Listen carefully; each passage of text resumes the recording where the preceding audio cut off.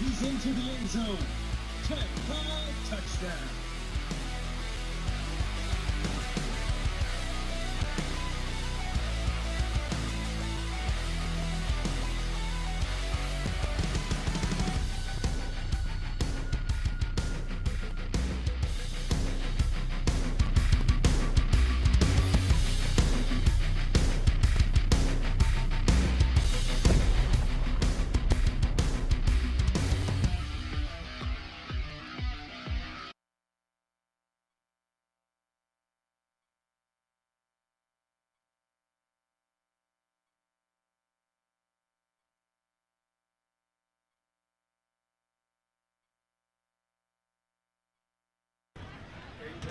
You're looking live at Marauders Stadium as we are getting ready for the start of the 2024 football season as tonight. The Marcus Marauders begin year 2 of a new era of Marauders football under head coach Mike Alexander. Good evening, everyone. My name is Jacob Dedamore. I'm here with my broadcast partner, Tim Smith, and we are here tonight to bring you the season opener of the Marcus Marauders football season as they take on the Keller Indians. Tim, this is our first year calling Marcus Marauder football. However, you and I, because of past affiliations, we do have a familiarity with Coach Mike Alexander, and I know you and I are both happy to be here in Flower Mound tonight to call this game for Marcus and to see what Coach Alexander is bringing to this Marauders program. Yeah, we had a great run with Grapevine, appreciated our time there, and we got 2 seasons with Coach Mike Alexander. We saw some playoff runs, we saw a very disciplined team, and we saw a very competitive football team. I'm excited to see that here tonight.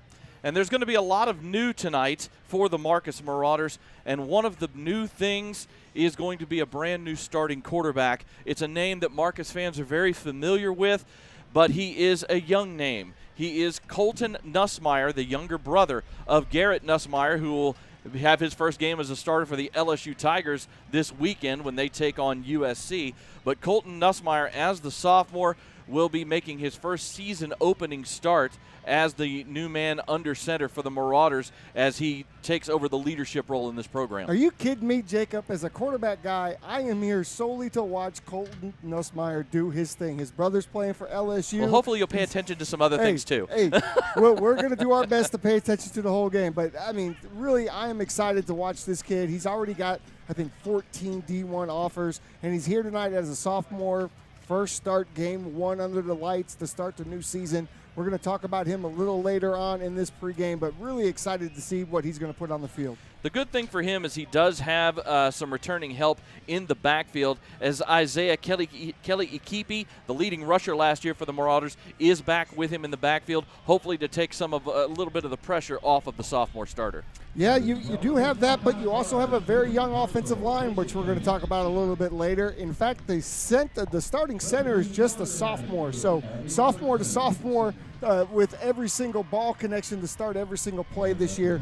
We're going to see how that works out. There's only one returning senior on this offensive line, so it's going to be a little bit of a younger line, but we know Coach Alexander, he wants to run the football. And on defense, they're going to be led by Brock Golwis, who is the returning senior captain. He's going to at least start the season as the middle linebacker. The Texas Tech commit is the captain on the defense, and he'll be looked at to lead this group on that side of the ball. Yeah, and in talking with Coach Alexander a couple weeks ago, he said he's simply the fastest player on the field at all times. So we could see him in special teams. We could see him on offense.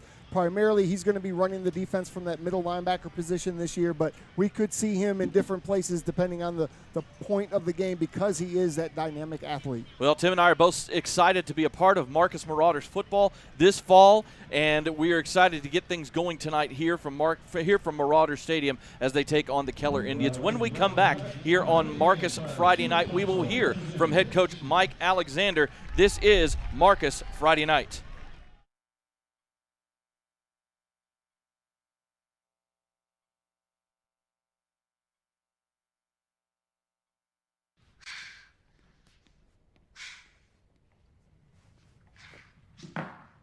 Give me a beat.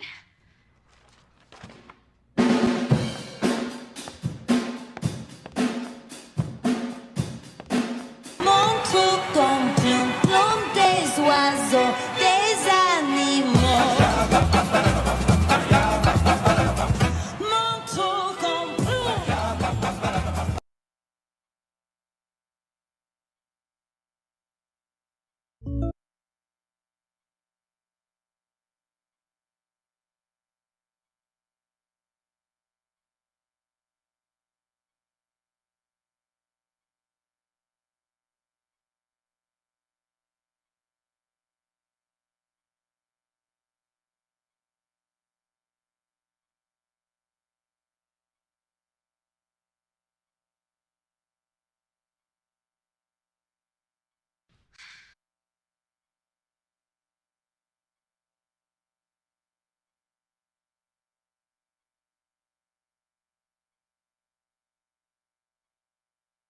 Jacob Dedamore here on the Marauders pregame show, and I'm joined right now by Marcus head coach Mike Alexander.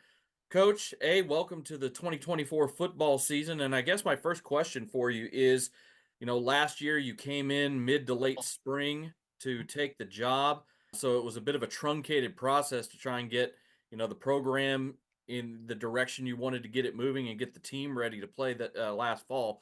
What's it been like this year as far as preparation and getting this team going, getting them ready for the season? We talk about that quite a bit with our coaching staff and guys that were here last year. And we feel like currently these guys that we're counting on to play this Friday, they're, quote, our guys. Last year, love our senior class, but, it was a foundational year, new system. This year, they're our guys. They understand our expectations. They're working as hard as they can to meet them daily. They're kids. We're all human. They're not perfect, but they're doing what they can to meet expectations on a daily basis. And I feel a lot more confident going into this opener than I did a year ago. I'd say that. Coaches often talk about how their biggest improvement is usually they see it from game one to game two. Is it a similar thing when it comes to a direction of a program from year one to year two? There's no doubt. In our profession, people talk about that, the jump usually from year 1 to year 2 is probably the biggest jump that you'll have, whatever your lifespan is in any job, just because people like to talk about culture and stuff. And that's so important in a high school locker room and in a football program. And it takes time to develop your culture and who you're going to be and what's important from one staff to the next. And so usually takes an off season. We had a good one last year, and I think that we're primed to have a good football season this year. Well, let's talk about this 2024 football team. Obviously, the biggest focus and the biggest question will be at the quarterback position, as you're going to have a sophomore, a very talented sophomore and a legacy in Colton Nussmeier, but he is still a sophomore. As your starting quarterback this year, how have things been going both in the spring and in the fall for Colton, not only in just processing everything, but also as becoming a leader? You could see it as the summer went on. Colton got more comfortable with the guys and they got more comfortable with him. And as it became, apparent, I think, to everyone in the locker room that Colton was going to take over that starting position, I think his confidence grew and their confidence in him. But one thing that's unique about Colton being a sophomore is there's not a lot that mesmerizes him. Like he doesn't let the moment get too big. He had a good spring, but he just doesn't get worked up about stuff. And I appreciate that at that position. Sometimes, when I do see him get fired up, I get real fired up because I do want to see emotion, at times. But he's so even keel, whether, he throws a dime for a touchdown, or makes an errant pass, like he doesn't get up too high or doesn't get too low. And I think that's definitely a valuable trait at the quarterback position. I think he's going to have a great year. I'm excited to see him in live action, where when the bullets start flying, and use his athleticism that he hadn't had to use yet, because we protected him in the pocket and, had quick whistles all spring and even through the scrimmage. But he's such a good athlete. I think he'll be able to create and extend plays that'll make us happy. And on the defensive side of the ball, you've got some leadership returning, especially in the back 7, back 8, as you would say, and that starts with Brock Gullis at linebacker. What is he bringing to the table this year as a leader? Brock just got voted team captain. Our kids voted this week, and Brock is one of our 3 team captains that our team voted on. And Brock demands a lot of himself, and he holds himself to a high standard. And because he holds himself to a high standard, he can hold other people to a high standard. And we made a switch this week post scrimmage to move him more into the middle of the formation. So he's going to play Mike linebacker this week. And don't know if that's where we'll keep him throughout the year, but we just felt like going into this Keller game, we just made a minor shift in our lineup there to put him in the middle to help him get to plays both sides, whether it be field or boundary. And, we just didn't want people to be able to run away from him this week. And so I'm excited. I think Brock's going to have a big year. He's a solid tackler. He's got a lot of speed and athleticism, and looking for him to lead us well. Well, Coach, I know we're all looking forward to seeing what the product looks like on the field and looking forward to a great game tonight against Keller. I really thank you for your time and good luck. All right. Thanks, Jacob. That's Marcus head coach Mike Alexander. We'll be back with more of the pregame show here on Marcus Friday night.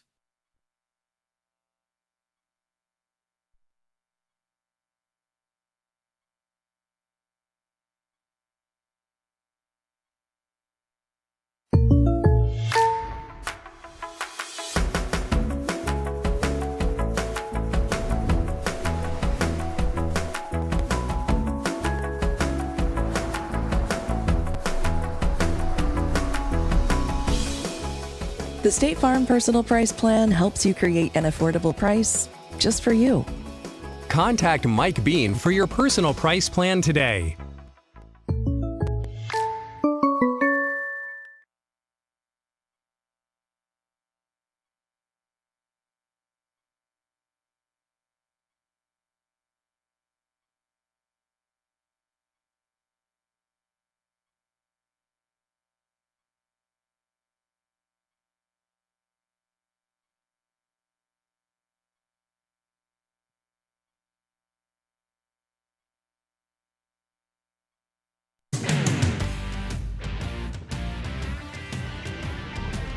Welcome back to Marcus Marauders Stadium here in Flower Mound. Jacob Dedamore and Tim Smith here with you as we here on the Marcus Friday Night Pregame Show. And now it's time for our keys to the game. And to get that going, I'm going to go to my broadcast partner here, Tim Smith. Take it away, my friend. Appreciate that, Jacob. We already talked a little bit about Colton Nussmeier, but certainly him being a sophomore with his first start is a key to this game for the Marauders. How is he going to overcome any adversity that comes his way, particularly early in the game? How does he control the huddle, the third downs? Now, Coach said he hasn't shown a lot of emotion. He's pretty even keel, so we expect him to handle the moments pretty well. He's not your typical sophomore. Not your typical we'll put it sophomore. that way. He comes from a legacy family, as you talked about. So quarterback, certainly a big part of this one. The trenches, O and D line, always a big part of football, no matter what level. But tonight, we've got only one senior on that offensive line. We talked about it. That's going to be your left guard, Bryce Camo. Adams, Wallet, and Harmon are all juniors. And then the center, Matthew Wallet, he's just a sophomore, very young. Coach wants to run the ball, so we're going to have a couple of different linemen rotate in there as well. So we're going to see how that works, kind of a lineman by committee. And then the D-line. He's really concerned, is Coach Mike Alexander, about those two young kids on the edges. And you're going up conversely with the Keller Indians against a kid at the right tackle spot that is already committed to TCU. And say his name for me one more time. His name is Killian Registe, number 71. Yes, sir. And so when you talk about a young D-line by committee, you have your nose tackles, your anchor, but you're going up against a D1 commit TCU guy on the right-hand side. How are you going to control that line of scrimmage? Because Keller's going to want to run the ball a little bit too. Absolutely. Keller is returning that. Now they are returning their starting quarterback, Beckham Robinson, from last year. They're also returning they were kind of a split backfield last year with their run game. One of their two leading rushers graduated, but they are returning number 0, the senior, Kyle Owens. Last year, Kyle Owens ran for 644 yards and 3 touchdowns, averaging 4.6 a carry. So they do have a solid backfield. The key for, I think, Marcus defensively is they're breaking in almost an entirely new receiver crew for the Keller Indians. The Keller Indians lost their top 3 wide receivers from last season. As far as production goes, I should say their top 2 as far as production goes. So they're going to be looking to their slot receiver, number 3, Will Adams, the senior, and they'll also be looking at the junior, number 9, Brock Meek, on the outside as their 2 returning guys. But their 2 biggest production guys have graduated and moved on to the next level. Let's go ahead and get these starting lineups set for you here for the Marcus Marauders. And we will start, I believe, on the offensive side of the ball.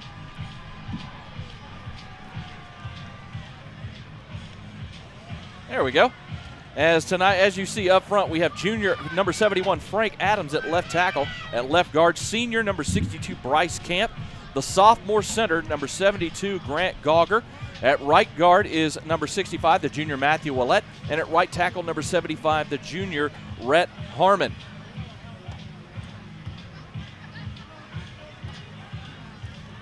At the skill positions for the Marauders, your top 3 receivers, your 2 top outside receivers, number 7, the senior Cooper Campbell, and on the other side is the senior number 6, Rhett Garza. Your tight end is senior number 80, Jackson Morris.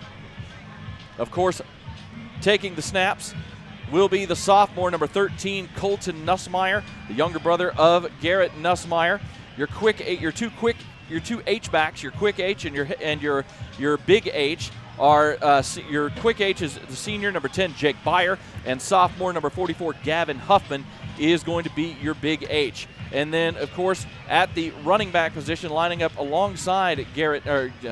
See, I did it once. Colton. I guarantee I'll do that again tonight. All right. Lining up next to Colton Nussmeier is going to be the senior running back, number 24, Isaiah Kilikipi, as he is returning off of a season last year that saw him rush for 641 yards and 4 touchdowns last year as a junior, and he averaged 4.7 yards a carry.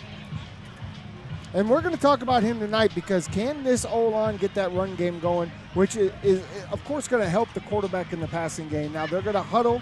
right? We learned that about Marcus. They're going to huddle. They're going to slow the pace of the game down, and they want to run the football. So hopefully we'll see some of that early on. Let's give you the starters for the Marcus Marauders when they're going to be on defense tonight here in this season opener. Up front, it is there will be some mixing and matching, of course, but it's a base 3-man front with your anchor, number 97, Maddox Neese, the senior, at the nose tackle. Senior, number 57, Tony Lee. And at the other defensive tackle spot is number 99, the sophomore, Liam Hoskins.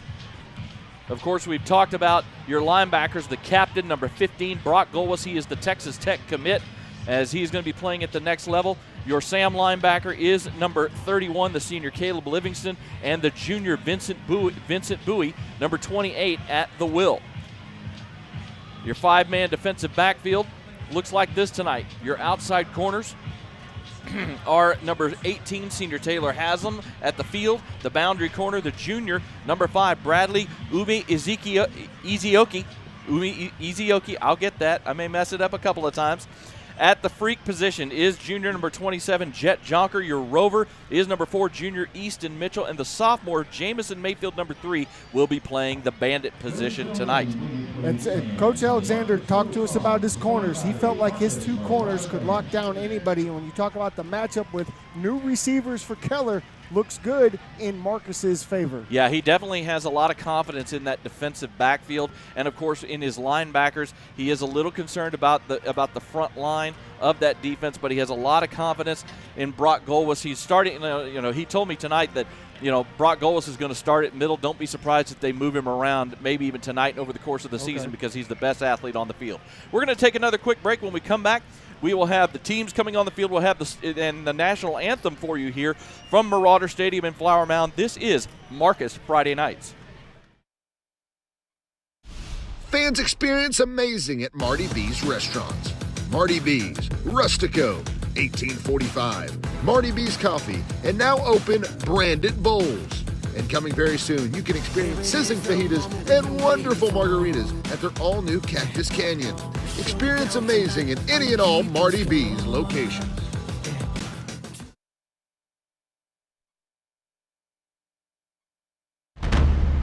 Can you feel it? The paradigm shift. The rising intensity as the engines idle. Let the race begin. Fire up your appetite. Farm fresh beef, straight from the source, to our grill. And from the sea to your plate. All of our ingredients are fresh and made to order. Dine in today and taste the fast and furious difference. Order online or take it to go. And fire up your appetite at F&F Japanese Grill.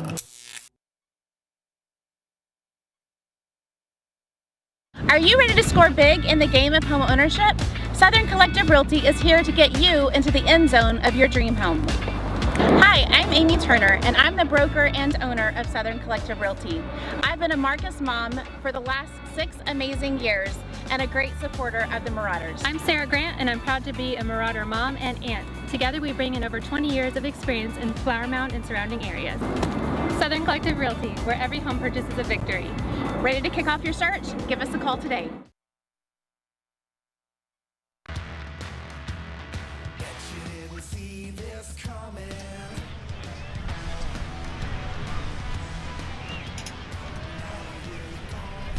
Back here at Marcus Marauder Stadium here in Flower Mound, as the teams are starting to come out of the locker rooms to get ready to come on to the field.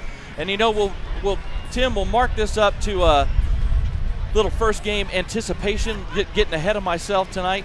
I did, as we were going through those keys to the game, I only got to 2 of them, and then I jumped in with something. We got one more key to the game that you wanted to hit on tonight, and it has to do with that senior defensive captain, the Texas Tech commit, Brock Golwis. And Brock Golwis, we've talked about him a couple of times already. He is the best athlete on the field at all times. He is a commit to Texas Tech. That's exciting. He said he's going to be the fastest player on the field. So side to side, he's going to start in the middle. This guy can play free safety. He can play corner. He can play D-line. He can do everything. And guess what? I bet he can throw the ball too, just like Boobie Miles. I know one thing he can do, because he did it some last year for Marcus. You may see him lining up at running back occasionally in certain formations and certain spots on offense. So you may see a little bit of two-way action for Brock Golwis tonight because he's such a good athlete. Now this is going to be a little different for him. It's different playing an outside linebacker spot to go to the middle and run the entire defense. So obviously, Coach has a lot of confidence in him, and he's been showing it in practice. So we're going to see, I think, a dominant performance at that middle linebacker spot here tonight. Yeah, it's going to be an exciting night here at Marcus. This team, of course, tonight starting at home against the Keller Indians. Next week they will head out on the road, but not a true road game as you would think. Next week is actually, for Marauder fans, is going to be kind of a bit of a fun experience because next week they take on the Arlington Colts, but they get to travel to a bit of a professional setting as they'll be playing the Arlington Colts at Choctaw Stadium in Arlington, right across the street from Globe Life, right down the street from AT&T Stadium in Arlington. With that setup they've had for the last few years, ever since the Rangers moved into their new digs, they have that stadium set up now for football. It really is kind of a cool setting. How you'll see it next week, Tim. How they have that set up. I'm excited. I haven't been there since they stopped playing baseball. And we have the captains now going onto the field for the coin toss tonight. As for the Keller Indians tonight, your captains are number 15, the starting quarterback Beckham Robinson, number 63 Tex Mahan, the senior offensive lineman, number 11, Andrew Jurasek, the senior starting linebacker, and number 24, TJ Worthy, one of the starting defensive backs. Tonight for the Marcus Marauders, your captains are number 6, senior wide receiver Rhett Garza, number 24, senior running back Isaiah Kelly Ikipi, and number 15, the middle linebacker Brock Golwis. Would you expect anything different? What a scene here we have, Jacob. The crowd is filing in. There is still a massive line. If you look out to our left, you can imagine the stadium is about 3/4 or so filled, and there is a line going all the way to the parking lot that is snaked around at least a good 75, 80 yards down away from where we are. So this place is going to be packed here tonight. It's football time in Texas, Tim. It sure is. We got high school starting tonight. It started last night, really, across the Metroplex. College football gave you a little taste last weekend. They're going. It was a good game last night. If you missed it, they're going full on this weekend in college football with a full slate that started last night. Full slate tomorrow. You know, I'm not leaving the house. That's as a guy I work with. I work over at the Ticket here in Dallas, and one of my coworkers, Mark Elfenbein, says all you need to do is just get yourself the sign says "Go away watching football." Yes, just put it out in the yard. Coin toss has happened. And it looks like the Marauders, I'm waiting for the signal from the official. They're still trying to hash this out. It looks like Keller is going to receive. I believe Marcus won the toss and deferred. Looked that way, as the referee did ask to talk to Golwis. So I believe the Marauders won the toss and deferred, so the Keller offense will start with the ball. Let me go ahead and give you that starting lineup for the Keller Indians on offense. They have senior starting quarterback Beckham Robinson taking the snaps. He'll be flanked by his senior running back number 0, Kyle Owens. Up front, it is an all-senior offensive line. We talked about the right tackle, Killian Registe, the TCU commit. He's number 71. At right guard is number 74, senior Tyler Swanson. The senior center is number 50, Tanner Chorens. At left guard, senior number 62, Gideon Milam. And at left tackle, the captain that we just saw on the field, number 63, Tex Mahan, on the left side. All seniors up front. The wide receivers, they will run mainly 11 personnel. We see the Keller Indians come onto the field. Number 9, Brock Meek at one wide receiver. The other outside wide receiver is junior, number 2, Ralph Crosby. The senior slot wide receiver is number 3, Will Adams. And starting at tight end is senior number 85, Jake Venables. Now they didn't have the breakaway paper, Jacob. They actually broke the paper. The paper did not break in half. If you look at Keller's, their paper broke in half when the team ran through. but when the Marauders broke through, they just broke. The paper's still on the ground. I hope that nobody falls on the paper. The paper can be slick. It can be. It can be like a paper monster. I just saw somebody actually hurdle the paper. Be careful. Oh my goodness, the paper. There's another hurdle. These grade schoolers, they're loving the paper. That's all the middle school kids and the elementary school kids running through the tunnel. They're running through the tunnel. They're jumping over the paper. The paper broke. They need one of those tearaways. You know, they've got this 10-foot, maybe 20-foot sign they run through. They need the tearaway sheet. That just makes a mess.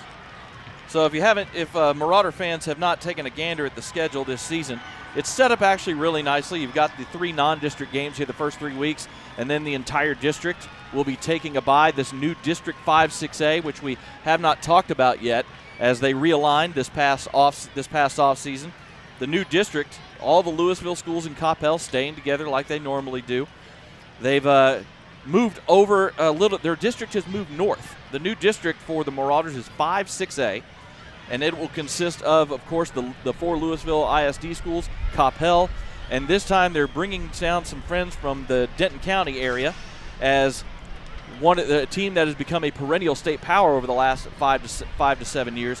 The Geyer Wildcats move into this district along with fellow Denton ISD school, Braswell High School, and Little Elm is going to be a part of this district this year. So it's an 8-team district. 3 non-district games for everybody, a bye week, and then we start district play here in about a month. Jacob, you are so knowledgeable. Your entire head is filled with useless all of the high school information. Useless information in many respects, but in this case it helps. Folks, he didn't even have a notepad when he rattled off all that information to you. It came straight off the dome. Quite impressive. Quite impressive. As the colors are being presented on the field by the Marcus ROTC. And right now we'll take you down to the field for the national anthem.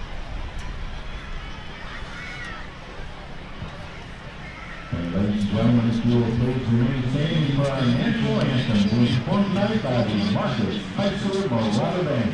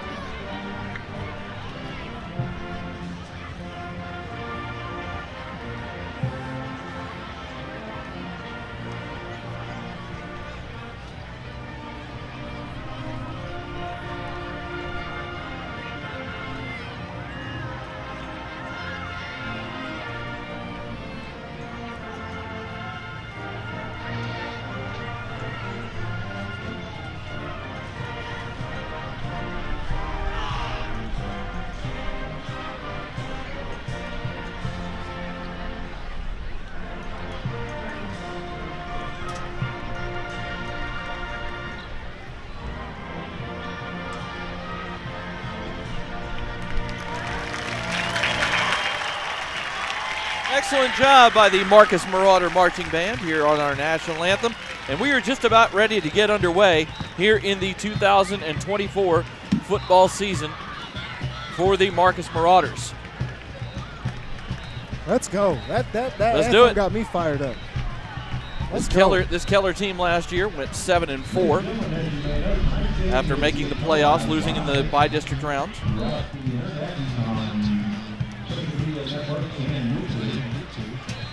Your kicker tonight is senior number 17, Owen Gall. He'll be lining things up. We're just about ready to get underway.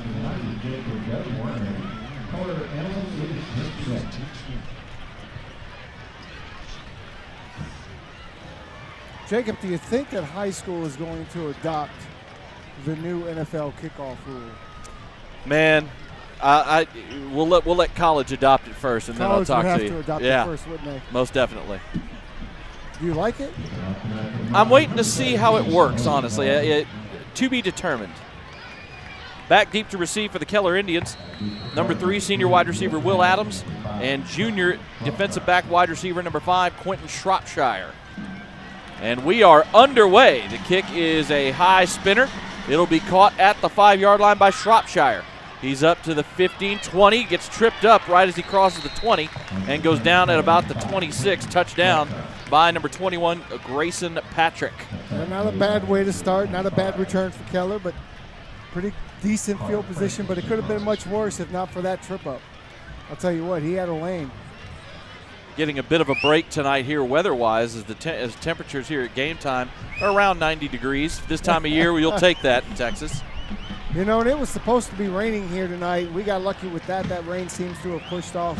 To tomorrow probably. Or Sunday, yep. but at least no rain here tonight. And we're about ready to get underway. They come out in a 4-wide formation. Tight end goes in motion. And it'll be a handoff to Owens and gets tripped up right as he gets in through the hole. As on the tackle that time for Marcus, looked like number 28, Vincent Bowie, after a 2-yard gain for Reuben Owens. Right away, they try to go off that right tackle, try to go in what they consider to be the mismatch, but great play by the linebacker on the inside run there. And whistle have an official's timeout. Something is not working. I think it looks like they're looking at the clock for something. Kyle Owens last year, I mentioned earlier, as a junior last year, ran for 644 yards and 3 touchdowns, averaging 4.6 a carry for the Indians.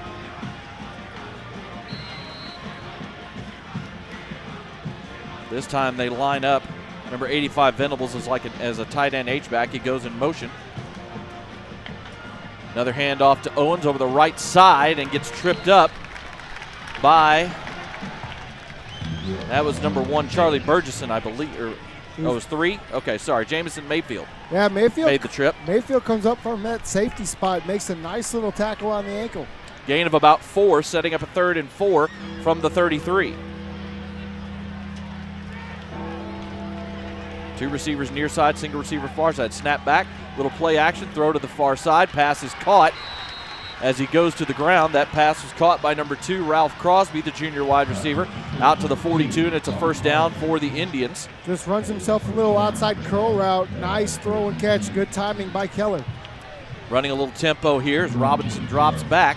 Has time, and now he's going to get wrapped up. Coverage downfield allowed the 3-man rush to get there. And coming in to make the sack, that was number 57. I believe that was Tony Lee, or was that 97, Maddox Neese? Maddox Neese, and here he comes. He's going to get a break. But, you know, you just can't sit in one spot as the quarterback for that long. He thought he had something deep. He didn't come off of it. Allows the defensive line to get there. Yeah, only a 3-man rush that time as they dropped 8 in coverage. Snap back, play action, throw here to the near side is caught. Up around the 40, spinning out of a tackle and knocked out of bounds is Will Adams, the senior wide receiver.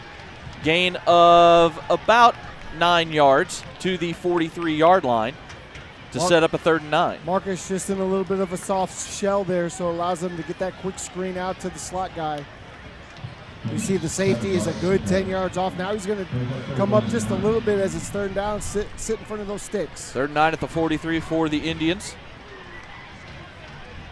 Snap back, pressure coming, and Robinson gets away, keeps it alive, fires one to the far side, pass is caught, but it's going to be well short of the first down as the scramble. The receivers did a good job coming back to their quarterback. That was Brock Meek on the catch, but it was only a gain of 3 yards and sets up 4th down. Hoskins had him in his grasp, and when he got away, he looked up, he didn't know where he was. Running tempo, Keller's at least lining up like they're going to go for this on 4th and 6, and now they bring the punt team on. They wanted to see if they could catch, maybe get Marcus to jump off sides and set up a 4th and short, or maybe catch him off guard, but Marcus had their defense on the field, set up and ready to go.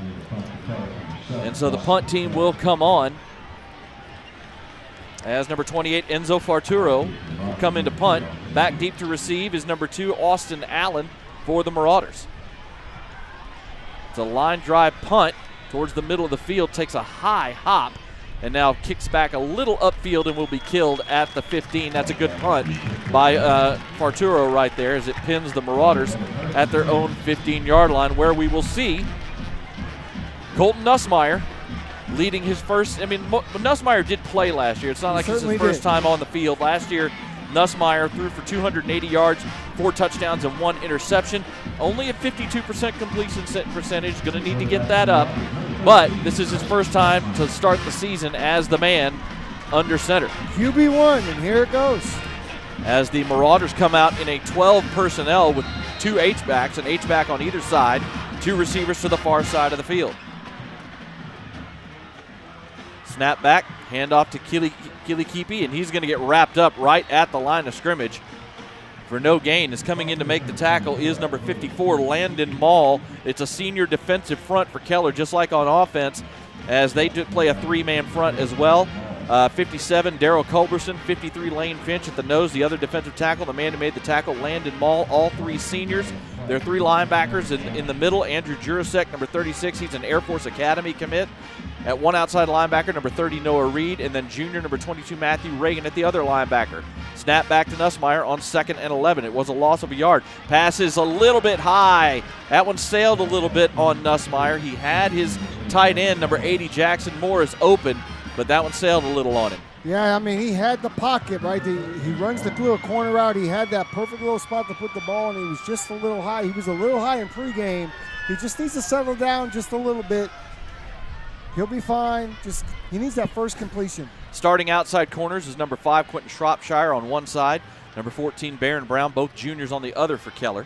And they play a three-man safety group as well. Snap back to Nussmeier on 3rd and 11. Here comes a blitz. He steps up, trying to extend the play, and he's going to get wrapped up for a loss as the pressure got to him and he couldn't find anybody downfield. The sack made by number 22, the junior Matthew Reagan at linebacker, and the Marauders will go 3 and out on their first possession. Early on, typically, the defenses are going to be a little bit ahead of the offense, especially in that first couple of games of the year. And so you see it here tonight so far. The defense is coming out on point. And now can the Marauders flip this field position? Keenan Maynard, number 49, it will be back to punt, the senior. And that one goes off the side of his foot towards the sideline. It will take a little bit of a Marcus roll, but not a good punt at all, as they mark that out of bounds at the Marcus 35. Only a 22-yard punt, or 23-yard punt, I should say. And the Keller Indians are starting in plus territory. That was not ideal. That's not what you want to see from your punter first time coming out. So now you've got your defense with their backs against the wall. How will they respond? So the Marauders back on defense now.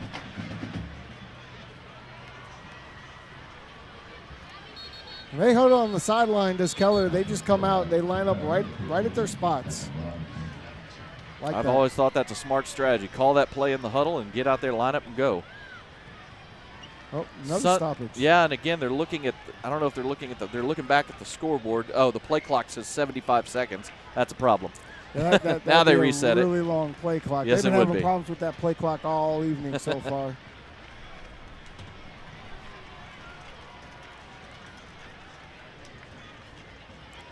So both teams force punts here on their first, or forced to punt on their first possession.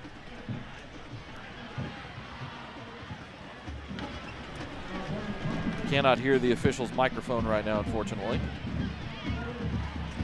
But this is definitely a clock issue that they're trying to get reset. Oh, it sounds like a sideline warning maybe. I'm not sure. Like I said, they've been looking back at that scoreboard the entire time. They did that. Making an announcement. By the way, tonight, as you can, if you're not watching on Tradio or Dave Campbell's Texan Live, the Keller Indians tonight are in their all-road whites. White pants with a navy blue stripe down each side. White jerseys with with blue numbers outlined in gold. White helmets with that Keller Indian arrow on either side. The Marcus Marauders tonight in their road red jerseys with white numbers. Gray pants with black and red stripes down each leg. Their gray helmet with the red M for Marcus. Both teams look really sharp in their uniforms. I'll tell you, the head official looks like he's talking to Coach Alexander right now. When we played our game jerseys look like practice jerseys. These guys look clean. Really nice color combination. Still trying to figure out what the issue is. We're not privy to the conversations that are happening down there. 8:30 to go here in the first quarter. Here from Marauder Stadium, we are scoreless.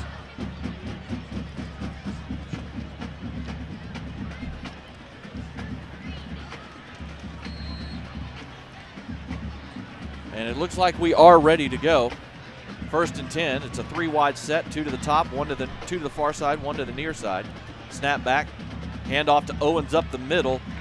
Just kind of burrows his way forward, not much push up front. Ends up kind of pushing the pile forward, did Owens, for a gain of about 3 down to the Marauder 32. That kind of looked like a rugby scrum from up here, right? I mean, and it just kind of moved as it went ahead for those 2-3 yards. A little bit of tempo here from the Indians, 2nd and 7. Tight formation, snap back, handoff to Owens, and Golwis meets him right as he gets to the line of scrimmage. Owens is able to kind of spin his way forward before he gets brought down by Golwis for a gain of 2, setting up 3rd and 5. Golwis is doing a really good job of staying sturdy in the middle, controlling that run front. And I tell you, the defense, that front 7 is doing a great job of containing the running game right now. They stay in that tight bunch formation here on 3rd and 5. Snap back, handoff to Owens again. He gets met just past the line and stopped short, only a gain of 2. Tried a little bit of a draw there on 3rd down, but the Marcus defense was ready for it. As that time, it was number 57, Tony Lee, the nose tackle, who met Owens in the hole, and the Keller's going to line up tempo, looking to go for it here on 4th and 3. Snap back, quick count, handoff to Owens, and he's got room to the outside, first down, inside down to the 20-yard line, a gain of 8 as he ran over right outside TCU commit Killian Registe on the right side. Yeah, they just went right over the right side, and he was able to find a little hole to the right where he made a little jump cut to get out there and runs into the safety downfield. Nice tackle there, but nice little play by Keller to get some momentum. Gain of 7 for the first down by Owens, 1st and 10 at the 20. Snap back, handoff, and spinning forward is the backup running back, number 25, Guy Gonzalez, the senior. He gets a gain of 2 before he's brought down by Brock Golwis and one of his teammates. Didn't see who the other player was in on the tackle that time, but a gain of 2, 2nd and 8, as the number 2 running back, Guy Gonzalez, is checked in. Play action here. Robinson looks to throw. Over the top, pass is caught inside the 5 and down to about the 2 as they ran a little play action, almost like a little wheel route to the tight end. I believe that was Jake Venables on the catch. Yeah, it was a nice little route, very patient by the quarterback, and a perfect little drop right in the bucket. Gain of 16, 1st and goal, handoff inside the 5 and into the end zone for the touchdown is number 25, Guy Gonzalez, the senior. Gonzalez last year did not record a touchdown as a junior, only had 24 carries last year, but he gets the first touchdown of the season for the Keller Indians, and with 6:18 to go in the first quarter, they take a 6-0 lead. On to kick is Enzo Farturo. The extra point is up, and it is good. So with 6:18 to go in the first quarter, the Keller Indians are on the board first. They lead 7-0 over the Marcus Marauders. This is Marcus Friday Nights.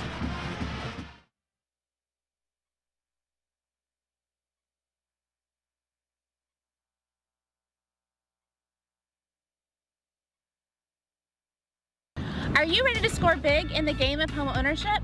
Southern Collective Realty is here to get you into the end zone of your dream home. Hi, I'm Amy Turner, and I'm the broker and owner of Southern Collective Realty.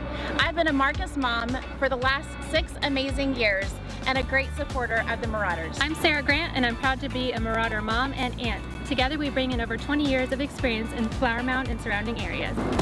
Southern Collective Realty, where every home purchase is a victory. Ready to kick off your search? Give us a call today.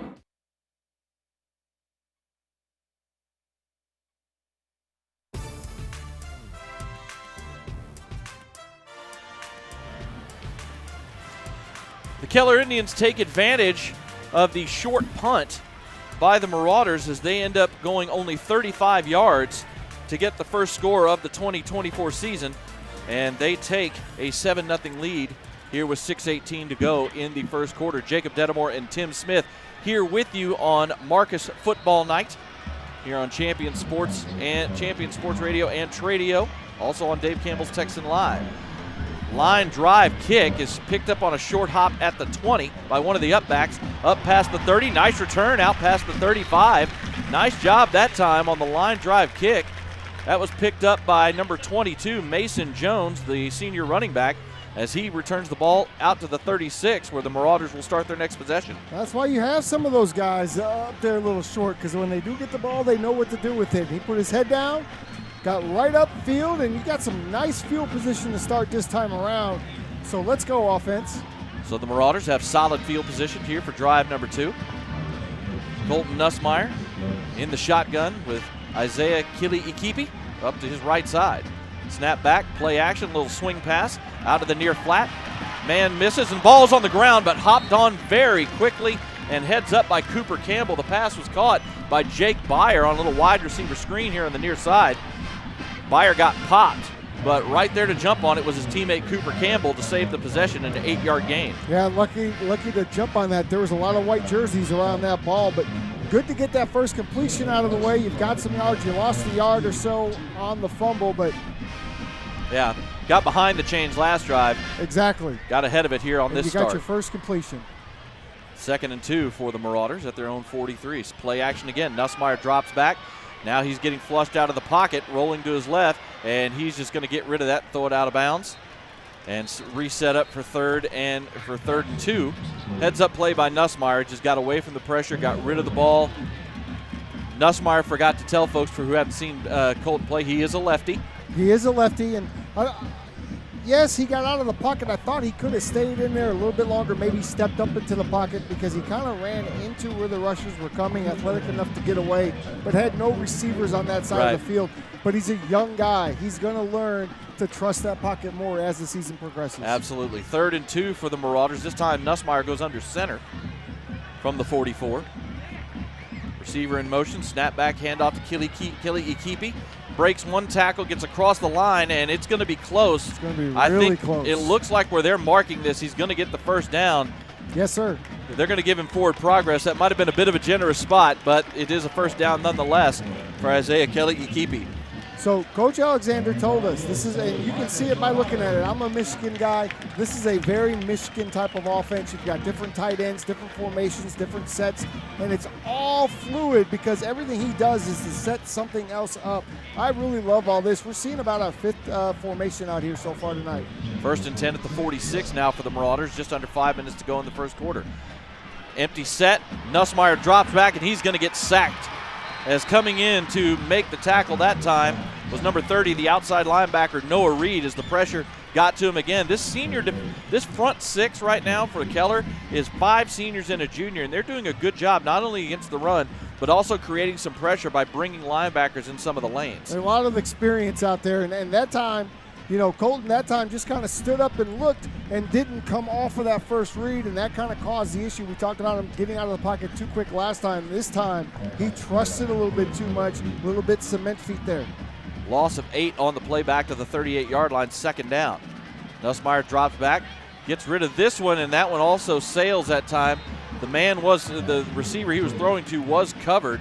He was trying to get the ball to number 5, Bradley Izioki, over the middle, but again, that one just kind of sailed on him. But right now we are seeing, Coach Alexander talked about this, said if we can protect him, we think Colton's going to have a good time. Right now, that offensive line for Marcus, that relatively young offensive line, is having some issues in protection. They are, and we thought coming up at the top of the show that could be an issue in this game, and moving forward into the season, this line has to gel. 3rd and 18 now, back at the 38. Nussmeier drops back. This time has time, looking downfield, rolling to his left. Now scrambles to get away from the pressure. Looking downfield and looks over, finds a man, pass is caught. It's going to be close to the first down. Is coming with his quarterback was number 10, Jake Byer, who made the grab. Looks like he's about a yard short of the first down at the Keller 45, but we do have a man down for the Marcus Marauders on the far side of the field as the play came back to the near side towards the Marcus sideline. It looks like one of the Marcus offensive linemen,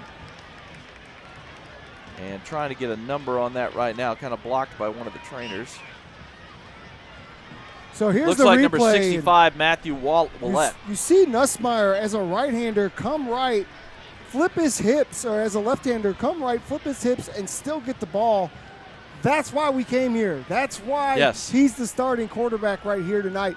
He's going to get some more of that as we go along. Unfortunately, they don't get the first. What do they do here, Jacob? Well, I think you're going to go for it here. You're in plus territory. You're at the Keller 45 after that big gain of 17. No reason not to go for it here. You hope Matthew Willett, that's the player who's down, the right guard for the Marauders. He was down on the backside of that play as the scramble drill happened. But, yeah, great job by Nussmeier on that play as he escaped the pressure. A lot of young guys might have just tucked it and run and got what they could because there was a lot of green space. But he kept his eyes downfield and saw his receiver coming with him. So, as you said, he squared his hips, squared his shoulders, and fired a strike to Jake Byer. Yeah, and we're going to get this thing queued up one more time. Tradio's going to go ahead and get this thing queued up for us again so we can kind of concentrate on that replay. Nice to see Matthew Willett coming off here under we his go. own We're power. in the middle. He's in the pocket. He's going to escape left just a little bit. Then he's going to come back and look at his receiver Byer coming back with him. That's what makes the play. He flips those hips and makes a nice, easy, catchable pass. That's just a great throw. I think we're going to see a lot more of that, Jacob. It was a gain of 17 on 3rd and 18, and it allows Coach Alexander to make the decision that that we agree with here. He's going to go for this here on 4th and 1 from the Indian 45-yard line They with got all the 3:51 meat to in go. there. Under center is Nussmeier. He's making a little bit of a change, and Mike told us he has the ability to do this at the line of scrimmage. Snap back, hand off to Kelly Ikipi. Got the first down easy, and down near the 40-yard line, a gain of about 5 yards for Kelly Ikipi. 1st and 10, and the Marauders keep the drive alive. I'll tell you what he did there, Jacob, was simply change the play from the right to the left. They were going to run the play to the right. You can see that he sees the overload here he on saw the right formation. side, so he switches it left. That's where you have the bubble. As a coach, I used to say, run to the bubble, and that's where the opening is. Great job at the line of scrimmage making that call. 1st and 10 at the Keller 40 now as they go with a 3-wide set. Play action. Pass. Not caught. Thought it was a little bit of a drop there that time. Looked like Rhett Garza. Pass was maybe a touch low, but should have been caught on the far side. Yeah, that's a tough one. Good defense, really. I mean, the corner is right in his hip pocket. That's going to be a tough play to complete either way. By the way, with those clock issues we talked about on the first possession, right now the play clock isn't even running. They're keeping the play clock on the field right now. Which means that the quarterback has to check. Exactly. The back judge back there that's sitting at about the 15-yard line will let Nussmeier know when they're inside that 5 seconds. 2nd and 10 at the 40. Byer goes in motion. It's a handoff on a little jet sweep, trying to get to the corner, and he breaks a tackle and is going to get only about a yard, but looked like it might be a loss there for a second. I tell you what, this Keller defense, I've got to give them credit. They are really doing some good things. They are an experienced group as we went over their starting lineup. They've got 8 seniors on that starting defense right now. And you can't replace that sort of experience. And when you're talking about the inexperience on the other side of the Marauders, so 3rd and 9 now at the Keller 39-yard line as they go 4 wide here, 2 to each side. Snap back. Nussmeier looking downfield, fires, has a man wide open, but he overthrew him.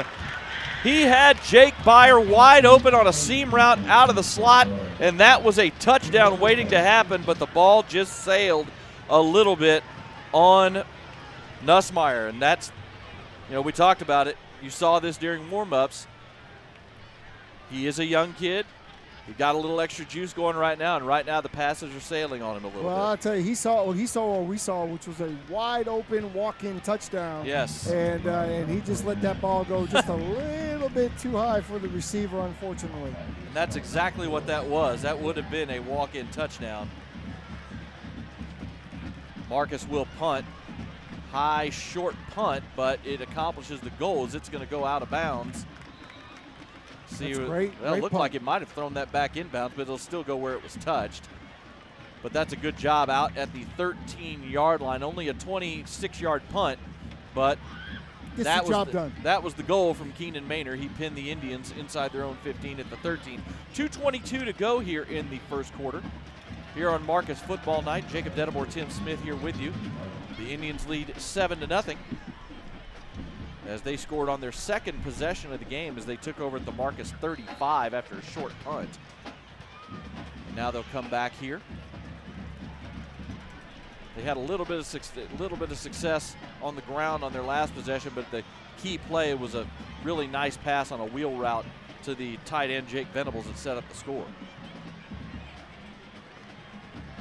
Snap back, handoff to Owens up the middle, breaks a tackle, gets into the second level, and out past the 20 to the 25. Best run of the night so far for the Indians. That's a gain of 12 for Kyle Owens. And that's the first time we've seen Owens kind of break through that first line of defense. Some tempo now, handoff to Owens again, and this time he gets tripped up at the line of scrimmage. Looked like number 97, Maddox Neese, was on the ground but reached up and got a foot. I mean, on the ground. My man Neese is on the ground with his left hand, reaches up, grabs the foot, and makes the tackle. Ends up dropping Owens for no gain. 2nd and 10 now. As Keller turning up the tempo here in the second half of this first quarter. Receiver in motion. Snap back, play action. Robinson fires one out to the near side. A diving catch that time by number 3, Will Adams. He was the receiver in motion that time. He makes the grab just outside the 32 for a gain of about 7. Officially sets up a 3rd and a short 3. Marcus played that pretty well because I believe that was going to be a wheel stop option, and they sat over the top and didn't allow for the deep ball. Snap back, handoff to Owens. He's got some room, and he's going to get the first down. He was able to fight through the contact and stretch the ball out across the 35 for the first down. Nice effort by Owens. That was an play. old Walter Payton stretch. Yeah. That's what that was. That's good effort by Owens. It was Maddox Neese once again. Actually, check that. That was number 57, Tony Lee, that time on the stop. Now Owens will go out and get himself a breather, so we have a new running back in for Keller. And that is number 29, Bo Moreno in. Quick pass over the middle. Pass is caught on a little quick slant by number 2, Ralph Crosby, out past the 40 to the 43, gain of 8. They're really looking nice. This Keller offense looks really controlled, and they're getting positive plays and staying ahead of the chains. 25 seconds to go here in the first quarter. This might be the last play. 2nd and 2. Keller at their own 43. Snap back, handoff, going over the right side. It's going to be a first down out past the 45 to about the 47, as that was Bo Moreno with his first carry of the night. They mark him officially at the 48 for a gain of 5 to move the chains, as we are now under 10 seconds, and that is going to do it for us here in the first quarter. So, a little bit of a hitchy start for the Marauders here in the first quarter of the 2024 season, but they're right in this game. They trail Keller 7-0 as we go to quarter number 2 here from Marauder Stadium. This is Marcus Football Night.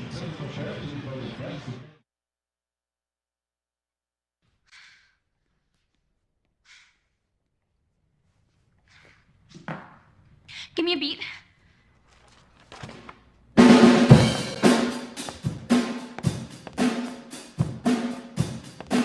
Montre comme plomb des oiseaux, des animaux. Montre comme plomb.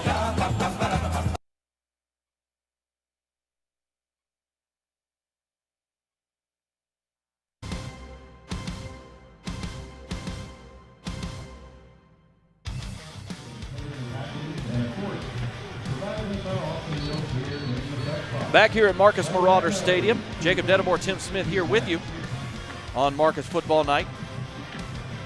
As we head to quarter number 2 here from Marauder Stadium, the Marauders trail the Keller Indians by a score of 7-0. And the Indians have the ball right now, 1st and 10 at their own 48-yard line. They've got a nice drive going here. This drive started at their own 13-yard line. This is an area where the Marauders really have to get a stop here, right? You got to start this quarter with a 3 and out, I feel like, to get some momentum.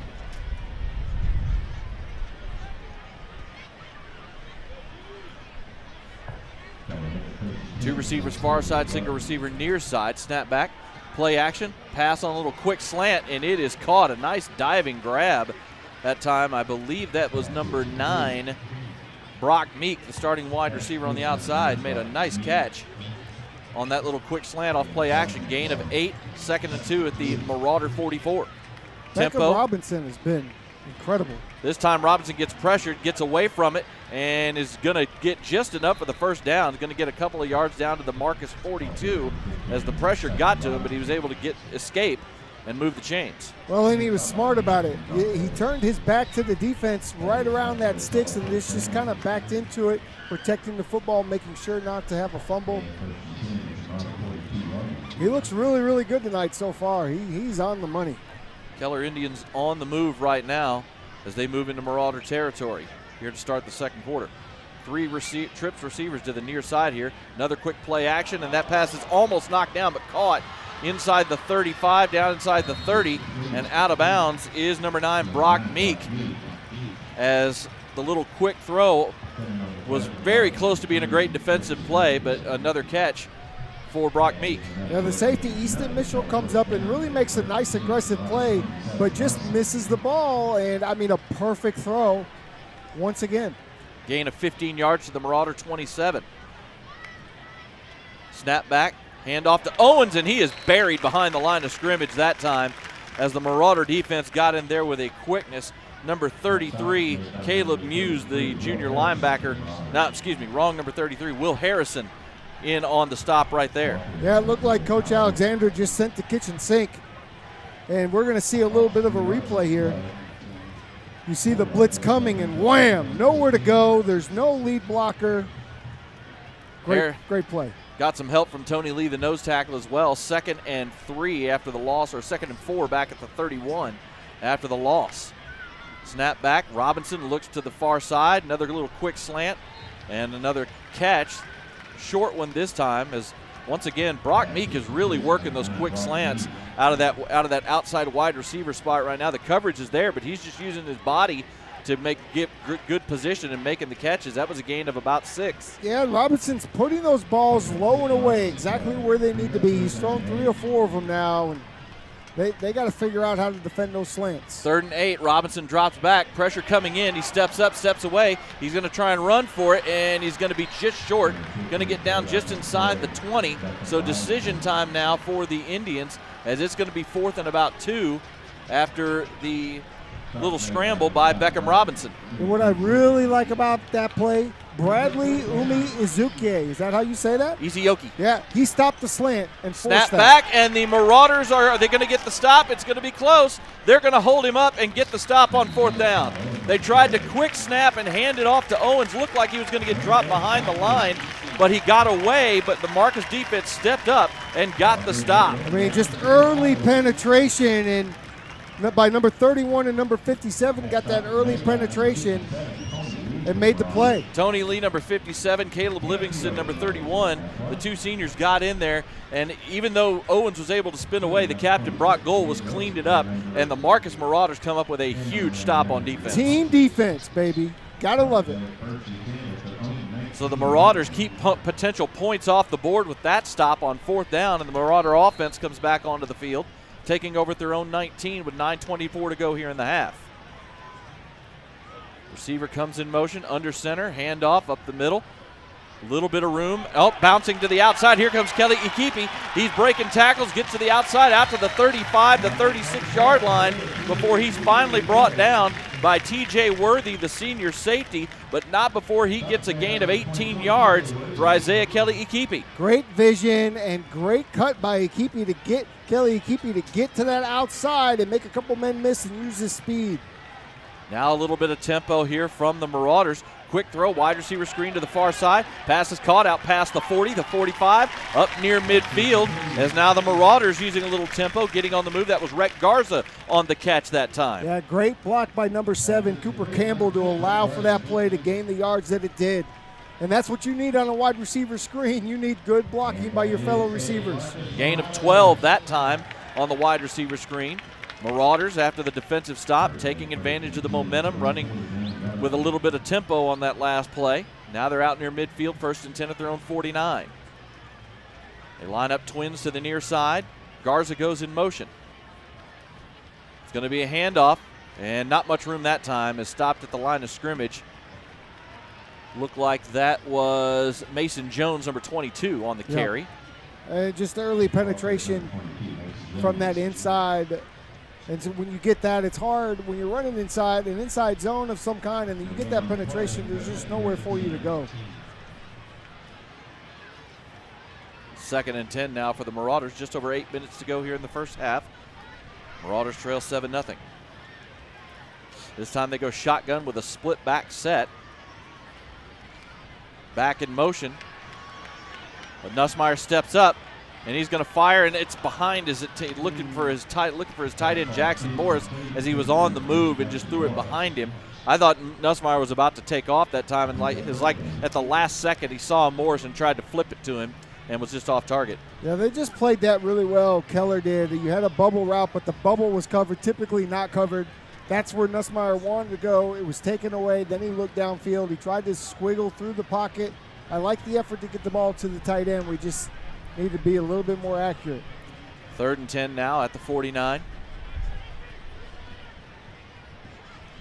Nussmeier going to swing it out. A little screen to Kelly Ikipi. Makes the grab into Keller territory inside the 40. First down.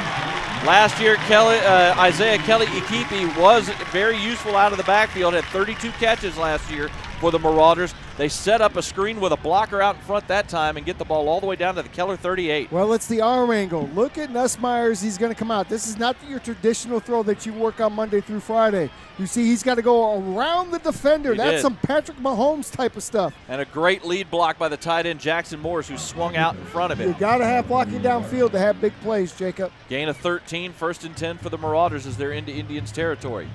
Handoff up the middle. He's got room to run inside the 30, inside the 25, and down near the 20.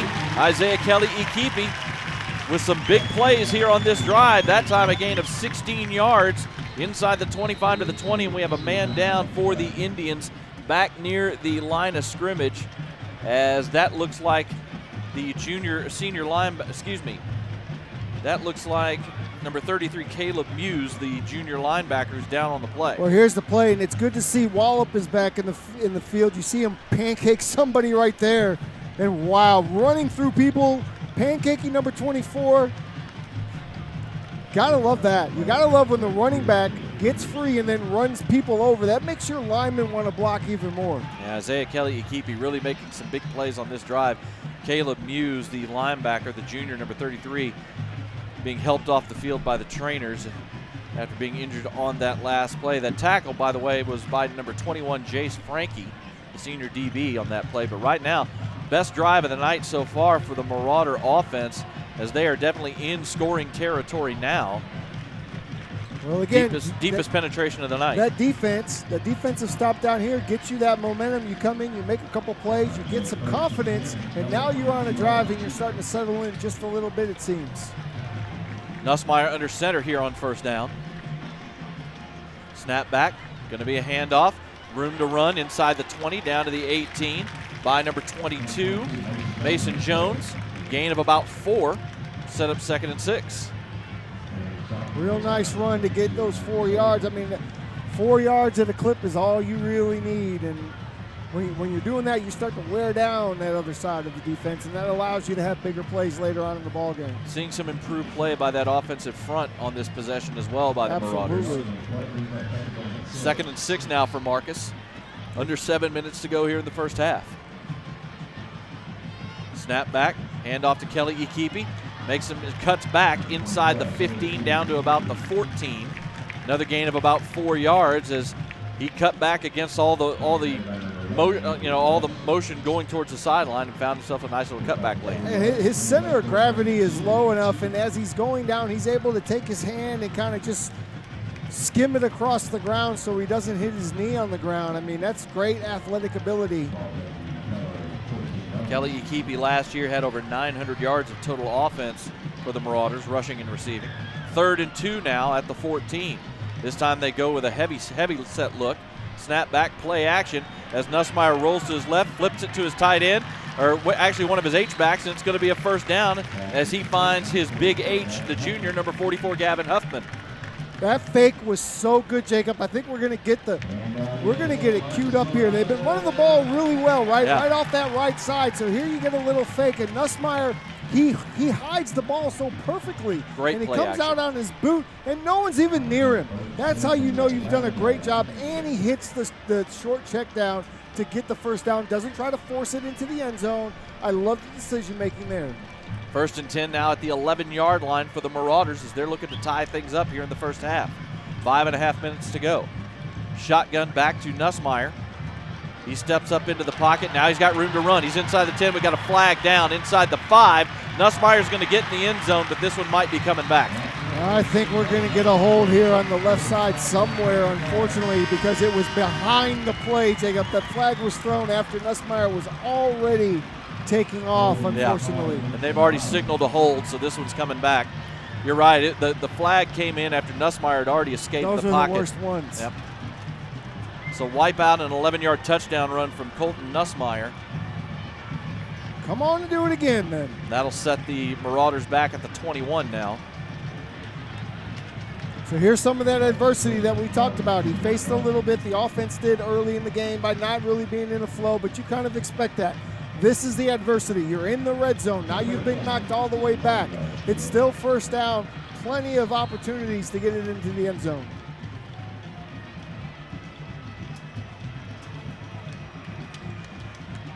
Marauders are going to come out in a 3-wide set. 2 receivers to the far side, single receiver near side.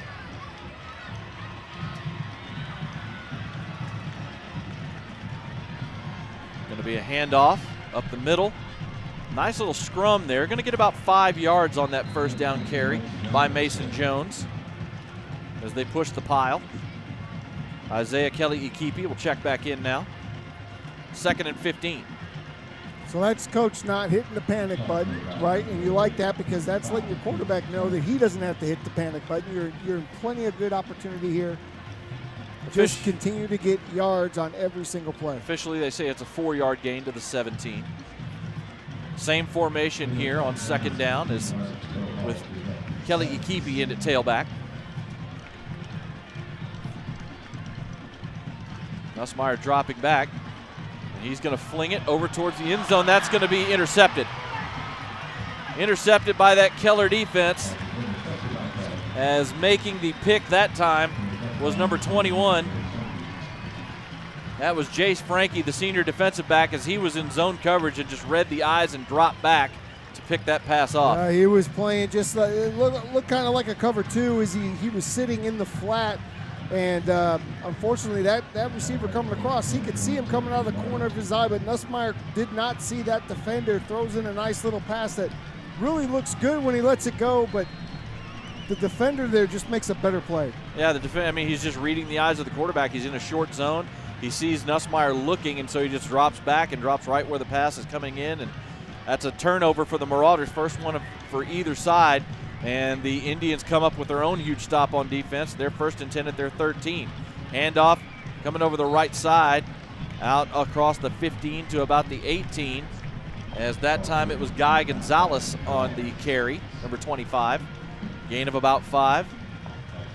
As each team now has come up with a big stop to potentially take points off the board.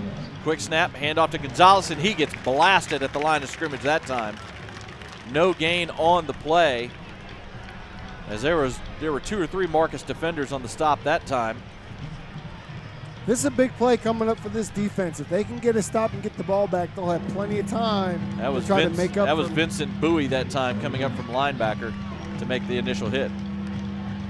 3rd and 5, snap back. Robinson dropping back, fires one over the middle, caught out past the 25 to the 26. It'll be a first down, as the pass is caught by number 17, the sophomore, Cash Erdman.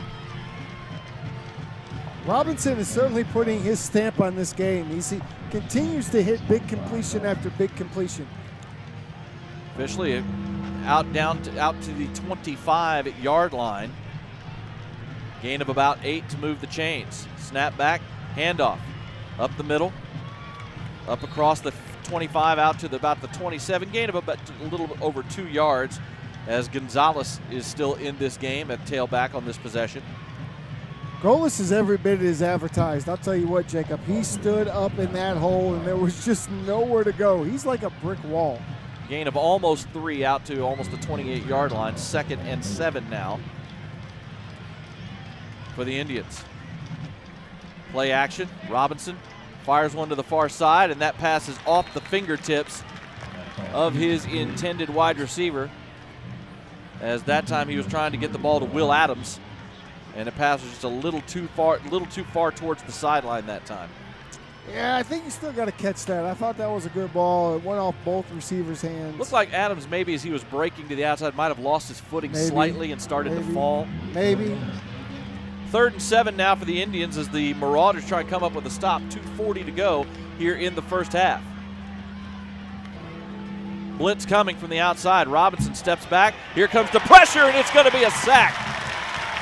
Coming up to make the hit that time was number 14, Ryan San Miguel, the junior linebacker, as he came on the outside on the blitz.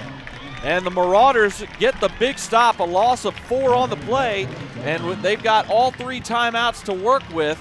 And I think they may have used one right here on defense to save some time. They're going to give their offense another shot. That was a great replay by Tradio. You see, he had to fight off a block, so it wasn't a clean blitz, but sometimes quarterback, you got to have that clock going a little bit quicker. You got to have eyes in the back of your head. He didn't that time. Great sack. Great timing, too. And good coverage downfield to give that blitz a little bit extra time to get there, and they took advantage of it and get the big stop. So the Marauders use one of their, I believe it was the Marauders that called timeout. They haven't taken one off the scoreboard yet. But it would make sense if Coach Alexander used a timeout here. With 2:20 to go here in the first half, Marauders will get another opportunity. They've been able to get into Keller territory twice, but haven't been able to put points up on the board just yet. Well, this would be a good opportunity to run some 2-minute. Looks like they have reset the clock a little bit. They put 10 seconds back on. They put 10 seconds back on the game clock. I guess that was when the timeout was called, so we've got 2:30 now to go. You know, Coach Alexander had a lot to do in that huddle. As Trey right next to me pointed out, our producer here, look, we could see a punt block on right now. There was a lot of conversation in that huddle. Well, dropping back to receive this potential punt is Austin Allen, number 2, junior wide receiver. And here they come. Good pressure, line drive, wobbler, and it's going to take a sideways hop. Not a very good punt. It's going to go out of bounds at the Marcus 40, they're going to say officially the 40-yard line. We have another injury down at the 15-yard line. Yeah, and it's the kicker slash punter, number 28, Enzo Fartura, the senior. Looked like after the punt got away, he might have gotten rolled up on or hit possibly. We'll see if we can get a replay on it here, see if we can figure out what happened. Ends up being a 36-yard punt, and the Marauders take over at their 40. Yeah, it looks like maybe he got tripped up, rolled into after the punt was away. The head coach from Keller is I think he wanted upset. a flag. He's upset. Yeah, he wanted a flag. He wanted running into the kicker. At the least. At the very least. I mean, anytime your kicker's on the ground after the play, typically. What looked like may have happened, may have been one of the Marauder players who had already hit the ground, may have rolled into him. Could have. Possibly. Could have. We couldn't see. We hope he's going to be okay, though. He is coming off under his own power, which is a good sign. But the Marauders get the stop on defense that they need. They do have 2 timeouts to work with here with 2:24 to go in the half. Jacob Dedamore and Tim Smith here with you. The whole playbook is open. Here comes another. Oh, we're going to have another view, it looks like, here on this replay. We'll get back to it here in just a minute as the Marauders are lining up. Coming out in a shotgun split back set here on first down. And they're resetting the play clock on the field as they were getting everybody set. 1st and 10 for the Marauders.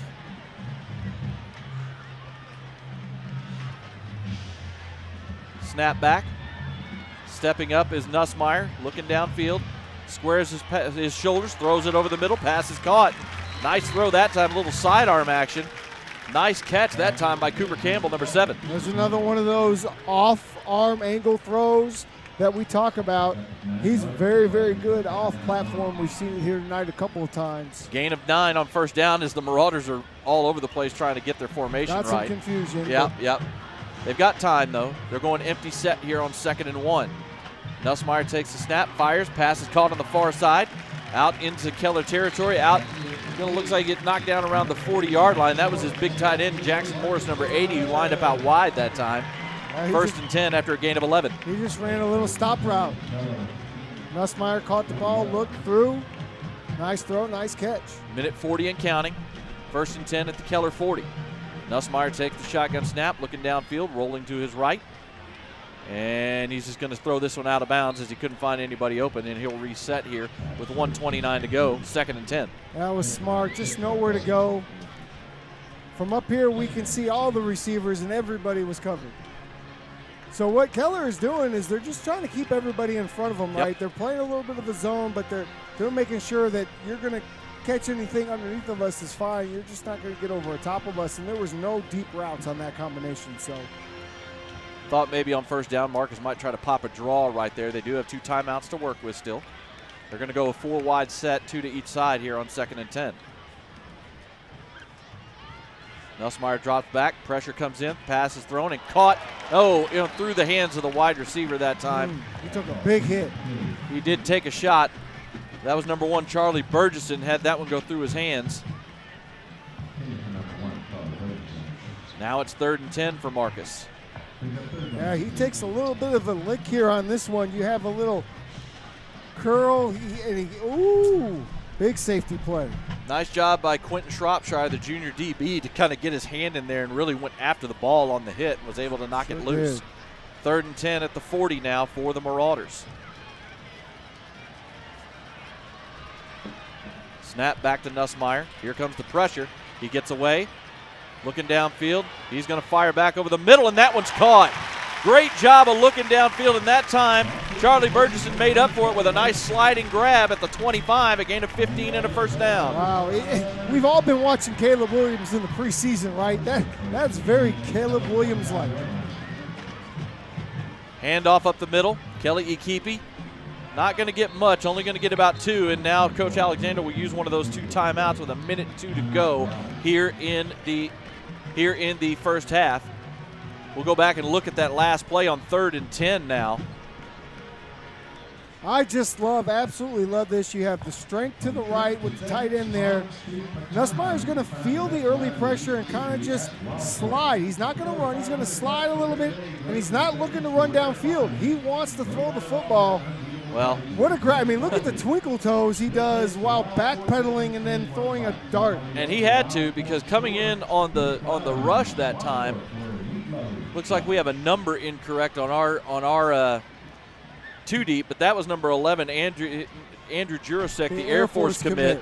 That time he beat one. I didn't see which lineman he beat for Marcus, but he came in on a rush from his linebacker spot and got in there so quick that Nussmeier had to escape, but was able to escape, square himself, and fire back over the middle. A throw you typically as a coach don't want him to make. You don't want him to do that. You don't want him to do that, but it takes a special type of guy to be able to tiptoe going backwards, making sure you don't go out of bounds, and then throw the dart nice and low to protect your guy. Second and 8 now at the 23 for the Marauders. Trips to the near side here on second down. Little play action. Pass is fired over the middle, and that could have easily been pass interference right there. As that looked, the Keller DB looked like he got there a little bit early that time as he was trying to hit get a little quick hitter to Cooper Campbell over the middle. I don't like the decision, but I also don't like the flag not coming out. He was definitely contact there early, yeah. But the refs have stayed out of this game tonight. One big holding call that they made down here that obviously the next play was an interception, or 2 plays later was the interception, but they've been out of it tonight. Third and 8 now for the Marauders at the Keller 23. Trips to the near side, single receiver far side. Nussmeier drops back, pressure comes in, and he's going to get dropped. As that time, just absolutely beating the blocking that time was number 33, Caleb Muse, who got injured on the last possession, and that time he just blew by the right tackle, Rhett Harmon, and got in on Nussmeier and dropped him for a huge loss, and that actually knocks him out of field goal range. Yeah, blew by is the right way to say that. He went right around. Nussmeier never saw him and gets planted into the turf. That's about as hard of a hit as we've seen on the quarterback all night tonight. And now it's 4th down at the 37. And I think what Marcus is going to do here is let this time run down and just try a shot into the end zone here for the final play of the half. That is a massive defensive play. Give Keller credit. Keller has been stepping up and really making some great defensive plays in this entire first half. Keller has been solid offensively and defensively throughout the night. Marcus has been great on defense. I'll tell you, offensively, they moved the ball some once they found a little bit of a groove. Yeah, this is their 3rd trip into Keller territory right now, and they just haven't been able to get points on the board. That first time they got in, Nussmeier had the open receiver on a busted coverage and overthrew him. Then you had the interception on the last possession on a great read by the underneath defender. Yep. Well, you had the run in, but they had the holding penalty. So that comes back, and now you've got another. You're down here in the red area, and you have a big sack that kind of knocks you out of there. So I think what we're seeing right now so far in this game is we're seeing, at least from the Keller, again, it's only a one-score game. It's 7-0.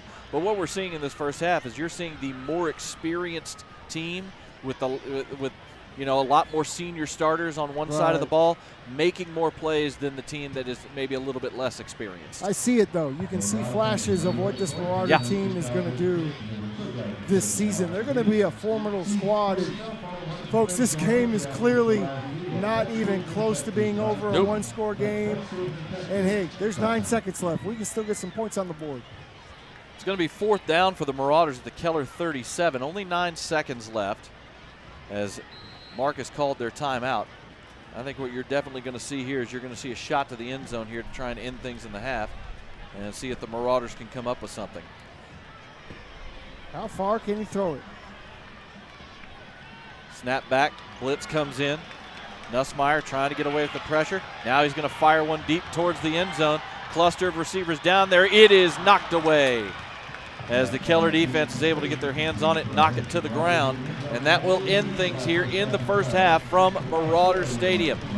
The season opener for both teams here in 2024, and as we go to the half, the Keller Indians lead the Marcus Marauders by a score of 7-0. We'll take a break. We're going to see the replay here on this final play. I mean, even that's dazzling, right? The way he makes a guy fall down, breaks his ankles, and then throws a 50-yard bomb into the end zone, almost caught.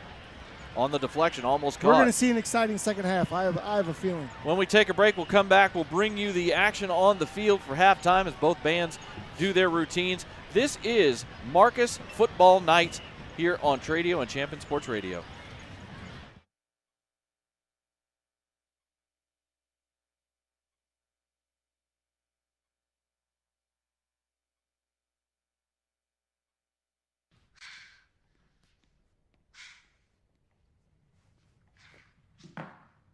Give me a beat.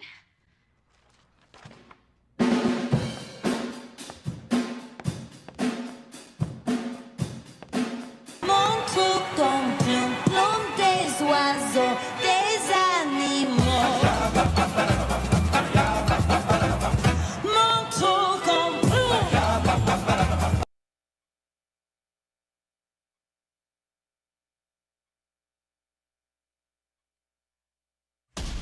Fans experience amazing at Marty B's restaurants. Marty B's, Rustico, 1845. Marty B's Coffee, and now open Branded Bowls. And coming very soon, you can experience sizzling fajitas and wonderful margaritas at their all-new Cactus Canyon. Experience amazing at any and all Marty B's locations.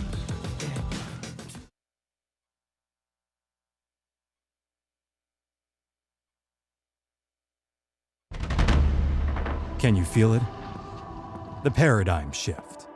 The rising intensity as the engines idle. Let the race begin. Fire up your appetite. Farm fresh beef, straight from the source, to our grill, and from the sea to your plate. All of our ingredients are fresh and made to order. Dine in today and taste the fast and furious difference. Order online or take it to go and fire up your appetite at F&F Japanese Grill.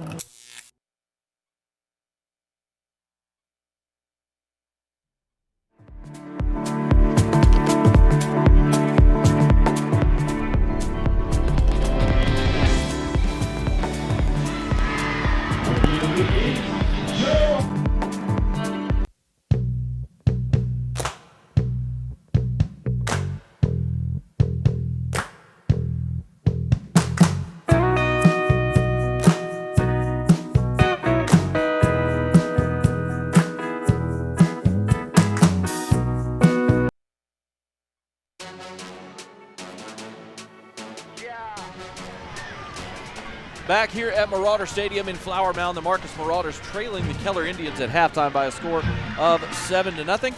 And at this time, we're going to take you down to the field for the halftime show from both schools and let you hear the sights and sounds of Friday night football in Texas here in Flower Mound.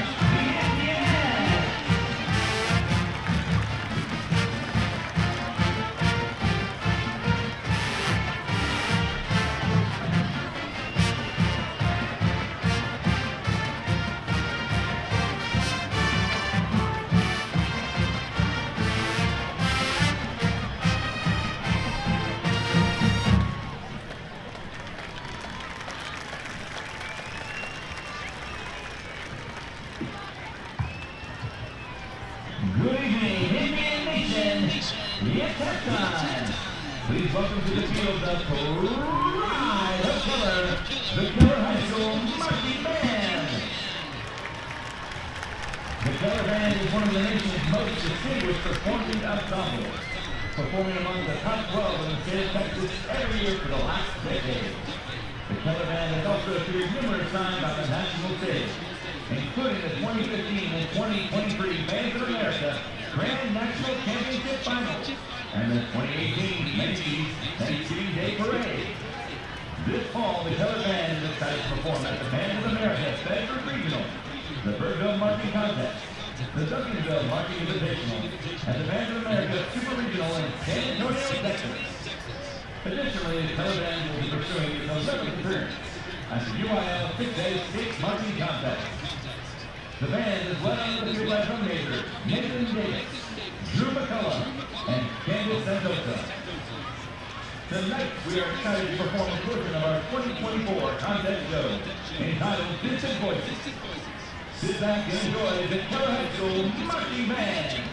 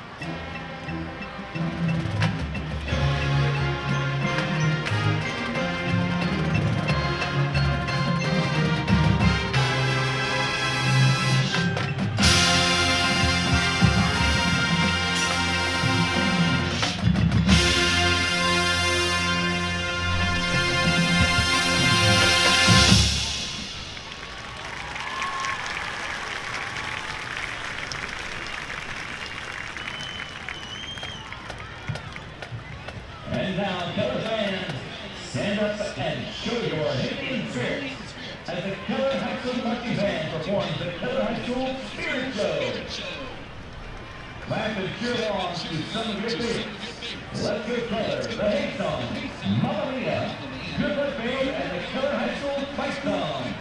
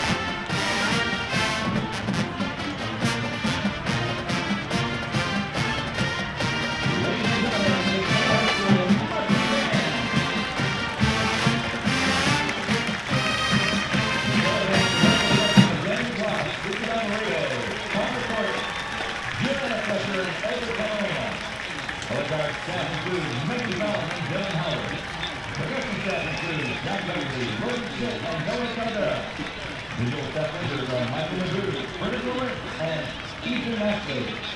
Keller High School marching band will thank our administration, faculty, Bible lesson teachers, students, parents, and fans for their overwhelming support of our program.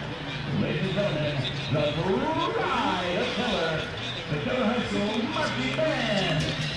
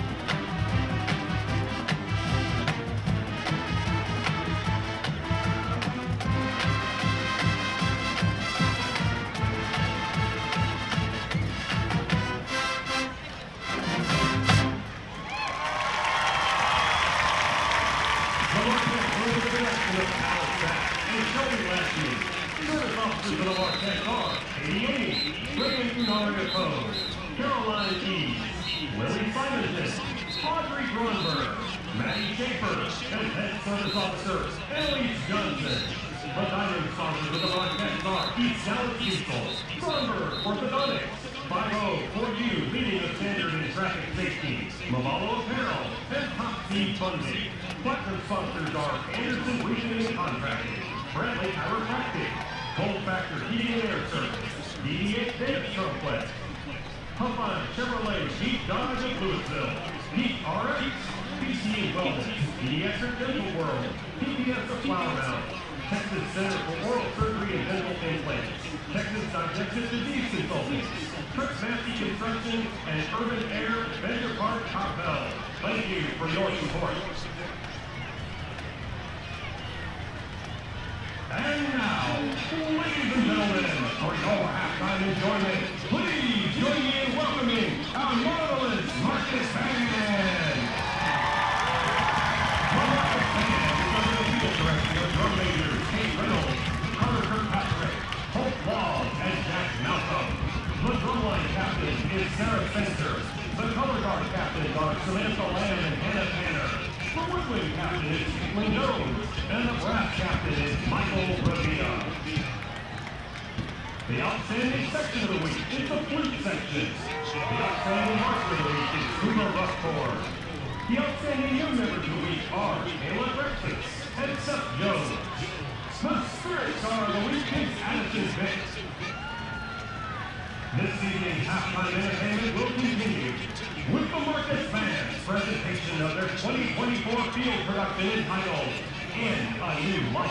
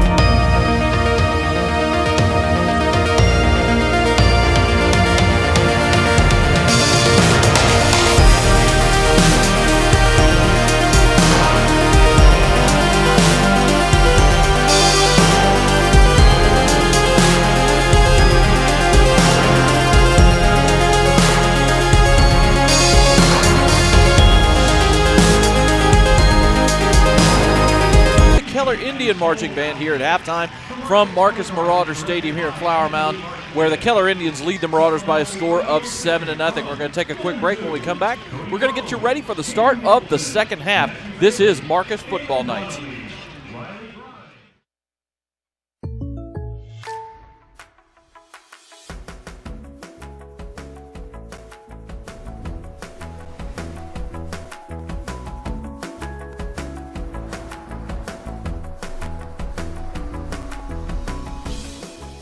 The State Farm Personal Price Plan helps you create an affordable price just for you. Contact Mike Bean for your personal price plan today.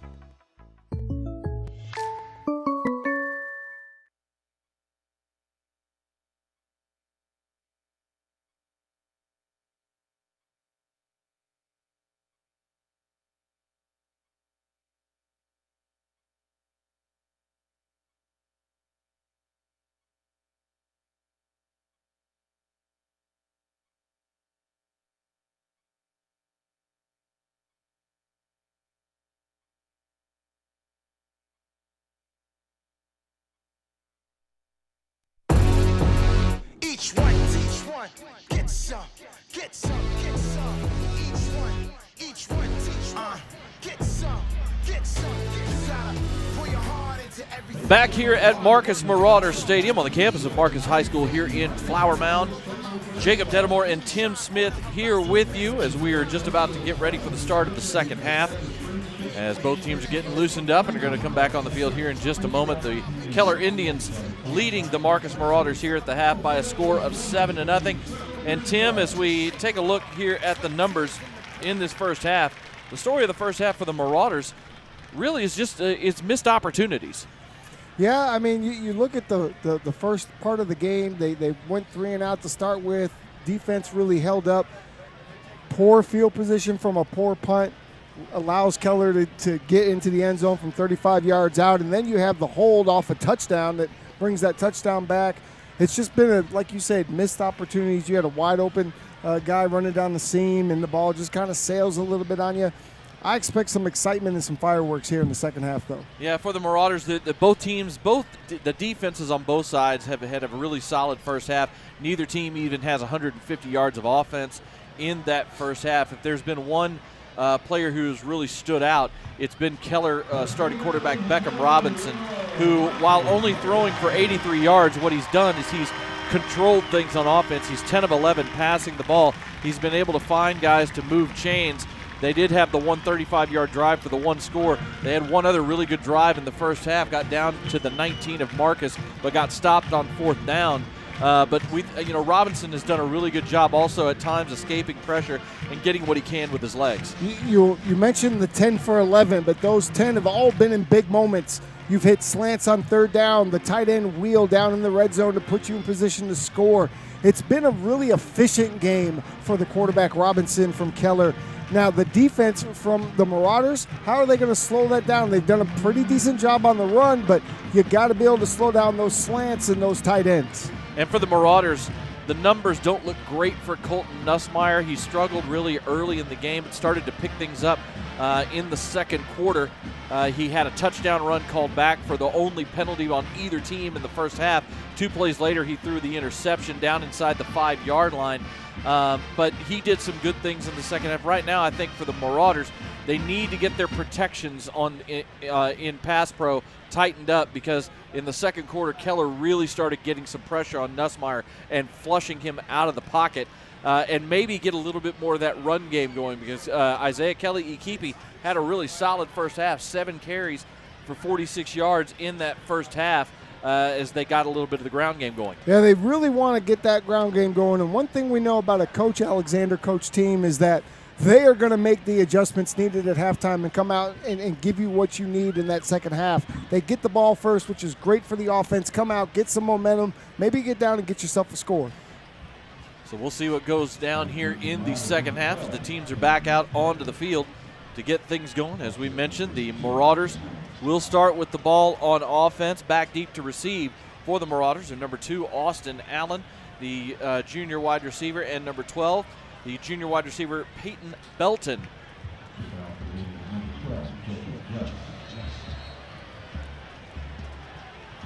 Marcus did have 3 possessions get into Keller territory in that first half, but unfortunately came away with no points. And the second half kick is away. It's a line drive. It's going to be fielded at the 8-yard line. Right up the gut, out to the 20, 30, 35, 40. Good return up to midfield, but here comes a flag. And still on his feet inside the 30 and knocked down around the 20-yard line is number 2, Austin Allen. But a big chunk of this, I think, is going to come back as a couple of flags now. We have one back at the Marcus 40 and one down inside the Keller 35. So we'll see what the calls are here. But that was a great return by Allen on a line drive kick. Unfortunately, I think a big chunk of that yardage is coming back. Well, yeah, this will be the second big play today that's going to be negated by what we assume is going to be a hold. Again, we talked about it, only one penalty in the first half flagged, and unfortunately for the Marauders, it took a touchdown off the board. So they're explaining the situation to Coach Alexander right now.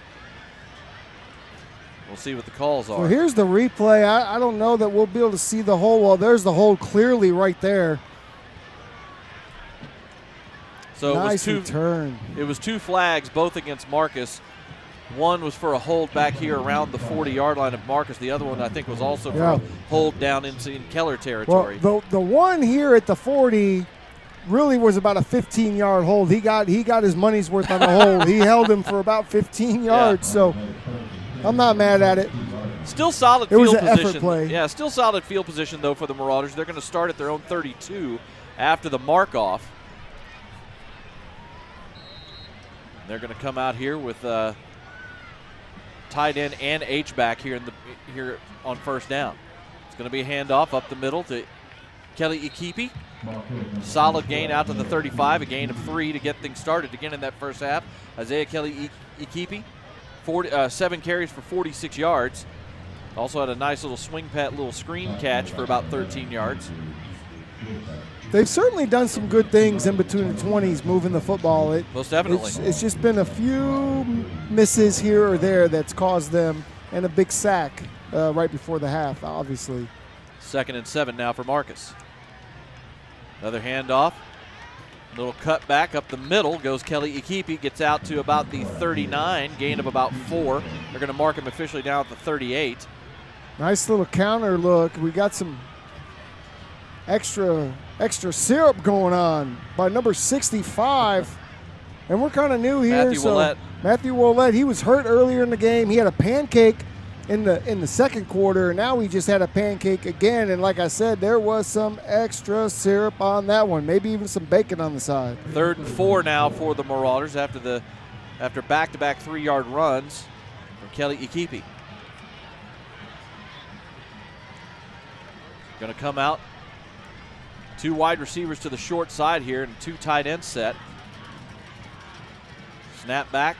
Little swing pass to Kelly Ikipi. He's going to make a man miss up the sideline to midfield. He's in the open field inside the 35. Still on his feet to the 25, 20. Still on his feet inside the 15, inside the 10, and finally dragged down at the 7-yard line. Isaiah Kelly Ikipi took a simple swing pass and took that ball all the way down to the Keller 7-yard line. That is a gain of 55 yards. The footwork, and they're going quick. They're going quick. Running tempo. It's going to be, and now the flag comes in. Maybe went a little too fast. Yep. We're going to have a false start. And something's wrong with Colton Something Nussmeier. is not going on good with Nussmeier. What is happening here? Not really sure. He took a step, a little funny. He might be a cramp. Could be cramping up. Could be. They're stretching him out here. So nothing to worry about, folks. Checking in is the junior, number 9, Jake Torgerson, who was the backup, the number 2 backup this year. So that penalty knocks it back to the 12, where it'll still be 1st and goal. 10-15 and counting here in the 3rd quarter. Woo, that must have been a monster cramp, because he was very uncomfortable. Big 55-yard catch and run from Isaiah Kelly Ikipi to set up the Marcus Marauders.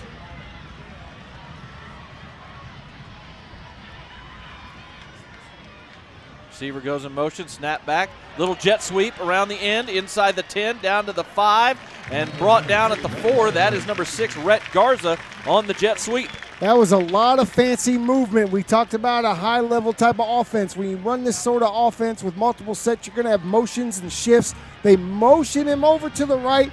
Then he comes back left for the zone sweep. And here's what happens. Keller's defense didn't go with him. Creates a big play down to the 4-yard line. 8-yard run for Garza on the play. Sets up 2nd and goal at the 4. And now whistles blowing again. And it's an official timeout for something. The ref. Oh, the ref was over here. The line judge wasn't ready.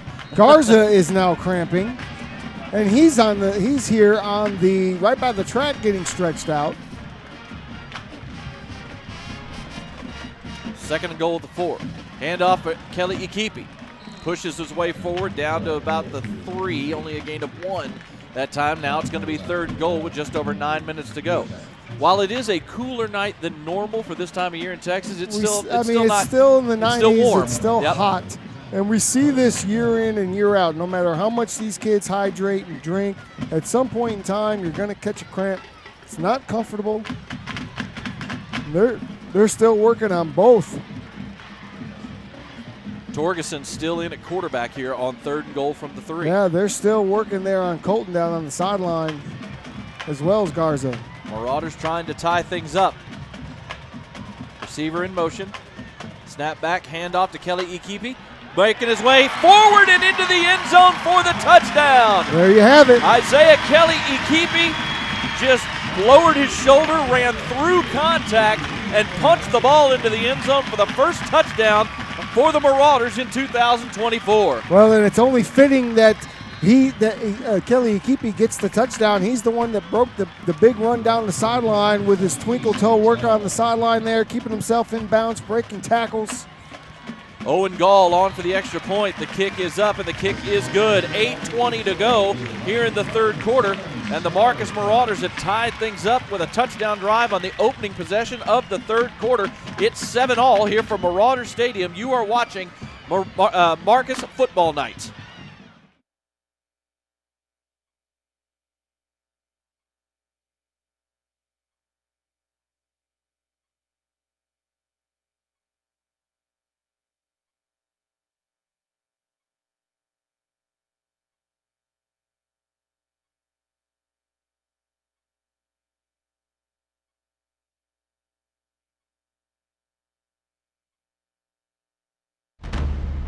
Can you feel it? The paradigm shift. The rising intensity as the engines idle. Let the race begin. Fire up your appetite. Farm fresh beef, straight from the source, to our grill, and from the sea to your plate. All of our ingredients are fresh and made to order. Dine in today and taste the fast and furious difference. Order online or take it to go and fire up your appetite at F&F Japanese Grill.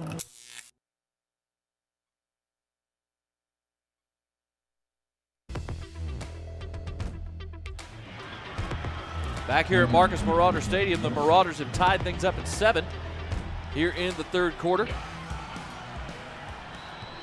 They kick things away, and the whistles blow as the kick was being executed. Heck of a kick. Yeah. Deep line drive into the end zone.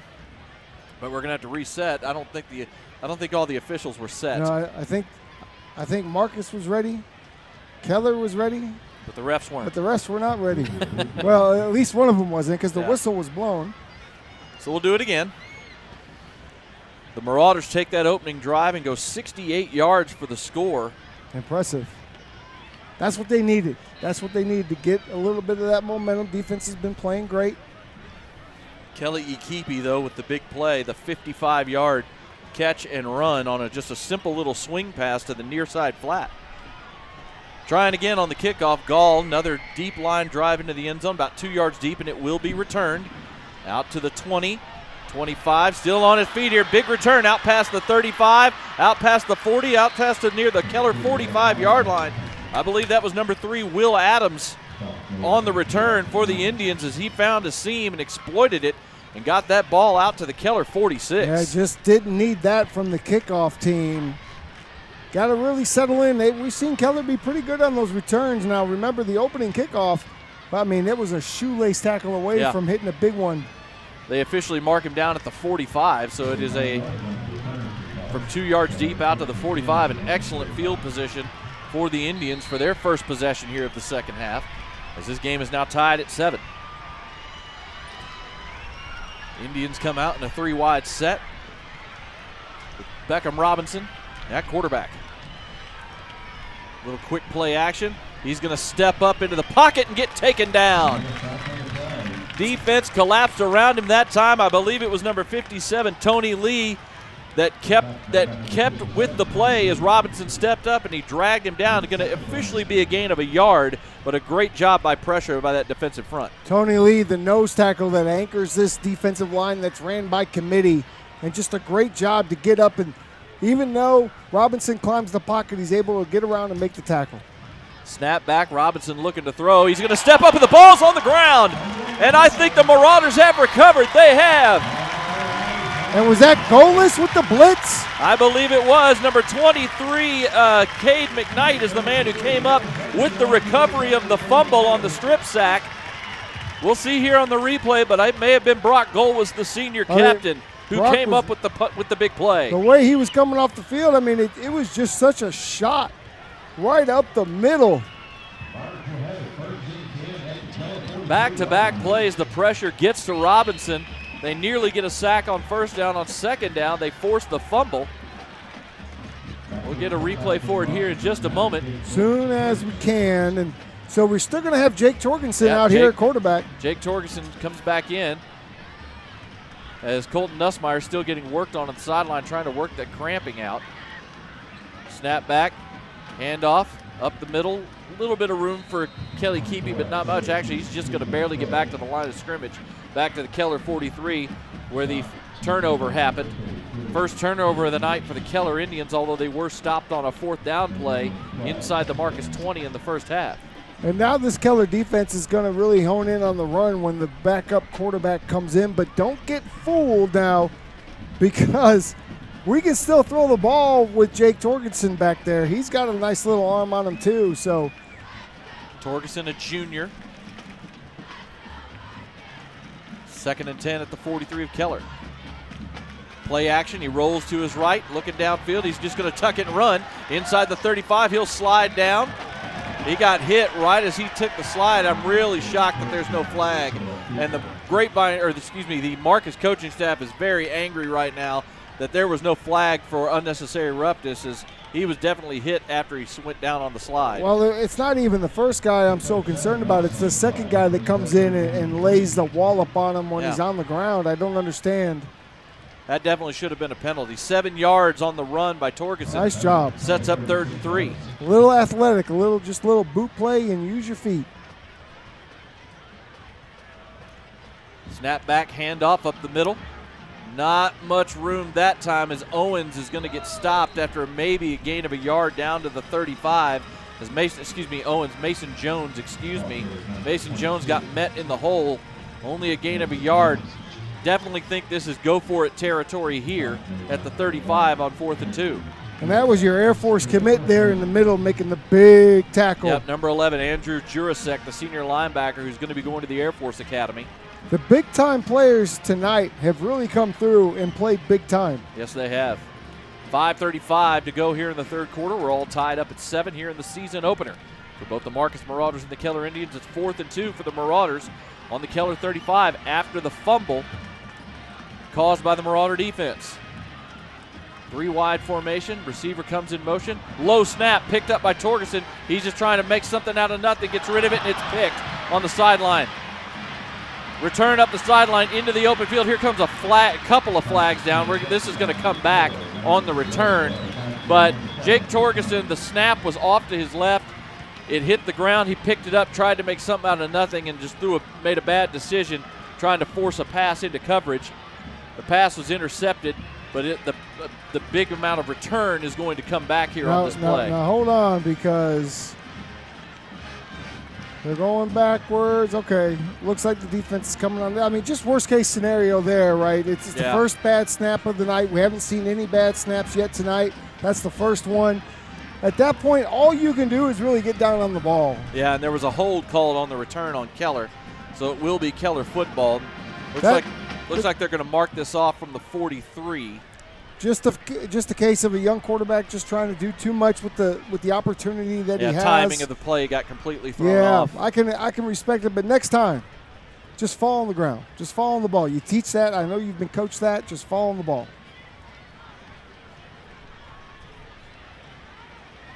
So this is interesting now. We'll see what Keller's going to come out with. So backed up a little bit. 7-7. They've had the lead since that early touchdown in the first quarter. So this is the first time they've come out since that early lead being even. Well, and you got to give credit to the Keller defense. After the strip sack fumble by Marcus, they had all the momentum there, and the Keller defense really stepped up, forcing a turnover. It would have been a turnover on downs even without the interception. Correct. They take over at their own 34 after the penalty. A little quick throw, and that is a great defensive play that time. I believe that was number 18, Taylor Haslam. And that's adjustments we talked about, right? They've been killing them on the slants, and then you talk to your corners there at halftime, and you let them know we got to play a little bit more inside technique and be a little bit more aggressive. I wouldn't be shocked to see a slant and go at some point in this one. Yeah, Taylor Haslam broke on that slant that time and was able to reach around and knock it down as the ball came in. 2nd and 10 now at the 34. They've seen enough of those. Snap back, handoff coming around the left side and nowhere to go. As that time, number 97, Maddox Reese just 57. 57, sorry. 57, 97, it's hard to tell from up here. Hard to tell. Tony Lee, the nose tackle, 57, dropped number 0, Kyle Owens, for a loss of, let's see, it looks like a loss of 3 back at the 31. Tony Lee has been all over the field tonight, and he plays the nose tackle, folks, so he's getting double teamed, sometimes triple teamed, and he is all over the field, sideline to sideline. 3rd and 13 now for Keller at their own 31. Snap back to Robinson. Blitz coming. They set up a middle screen. Tackle is missed, and then, oh, what a play in the open field, but it's going to be a first down. And look who it is. Yeah, it was Tony Lee again. Great chase down tackle on Kyle Owens as they set up the middle screen against the blitz. But Owens was able to get just enough for the first down. He got right to the sticks before he got dropped. That is a heck of a play call, but I'll tell you, if Owens doesn't get tackled there, it is a much bigger play. So 1st and 10 now at the 44 for the Keller Indians. Tony Lee was impressive because he was almost to the quarterback, turns around, and then runs down Owens, keeping him from making that a much bigger play. Robinson with the snap. He's looking downfield, fires it to the far sideline. That pass is low and incomplete, as trying to make the diving attempt that time was number 3, Will Adams, but the pass was just a little too low for him to scoop up off the turf. Just a little low, and Robinson has been throwing low predominantly throughout the evening to protect his receivers. That one just a little too low. And you can see they're slowing down a little bit now. They were running a little bit faster in the first half, but they're not huddling, but they're a little bit more methodical now. Yeah. Now they're even switching players out. Running no huddle, but not running tempo. Correct. Yeah. 2nd and 10. Boy, what a massive 3rd down conversion that was potentially on 3rd and 13 with that middle screen. Yeah. Snap back, handoff to Owens, makes a man miss in the hole, gets across the 45 out to the 46 for a gain of only 2, but that's a good 2-yard gain right there, as he had to dance his way through defenders to get that 2 yards. And there's Golis again with a great tackle right there, as well as 99 in on the tackle, and that's Liam Hoskins, the sophomore.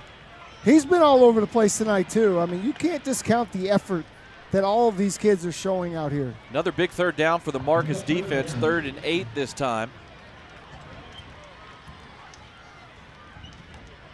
Robinson takes the snap. Pressure comes. He almost gets sacked and then does get sacked. It was once again the nose tackle, Tony Lee, who made the initial pressure, got his hand on Robinson, didn't make the tackle, but screwed up the play, and his teammates cleaned it up. He did that with one hand because he was being blocked, and his other hand was otherwise being used. And so with one hand, he reaches in with that big paw. He causes the disruption in the backfield, and his teammates come and clean it up for him. I believe that was Hoskins and Maddox Neese who cleaned it up. It was a loss of 8 on the play. Huge play. So the punt team is on for Keller. Snap is back, little rolling punt, little rugby style kick, but it takes a little bit of a Keller roll inside the 25 down to the 22 after it kicked up on the first hop. So they down it at the 22-yard line. That is where the Marauders will take over with 2:10 to go here in the third quarter.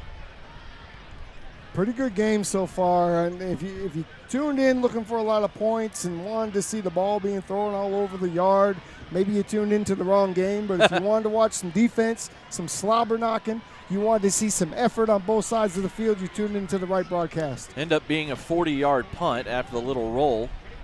And the offense comes back out onto the field. Still Jake Torgerson taking the snaps right now. So we'll just hope right now that Colton Nussmeier is okay. He seems to be trying to walk it off on the sidelines. He's here I walking see him by down the there. track. He's trying to walk it out. That cramp that was bothering him.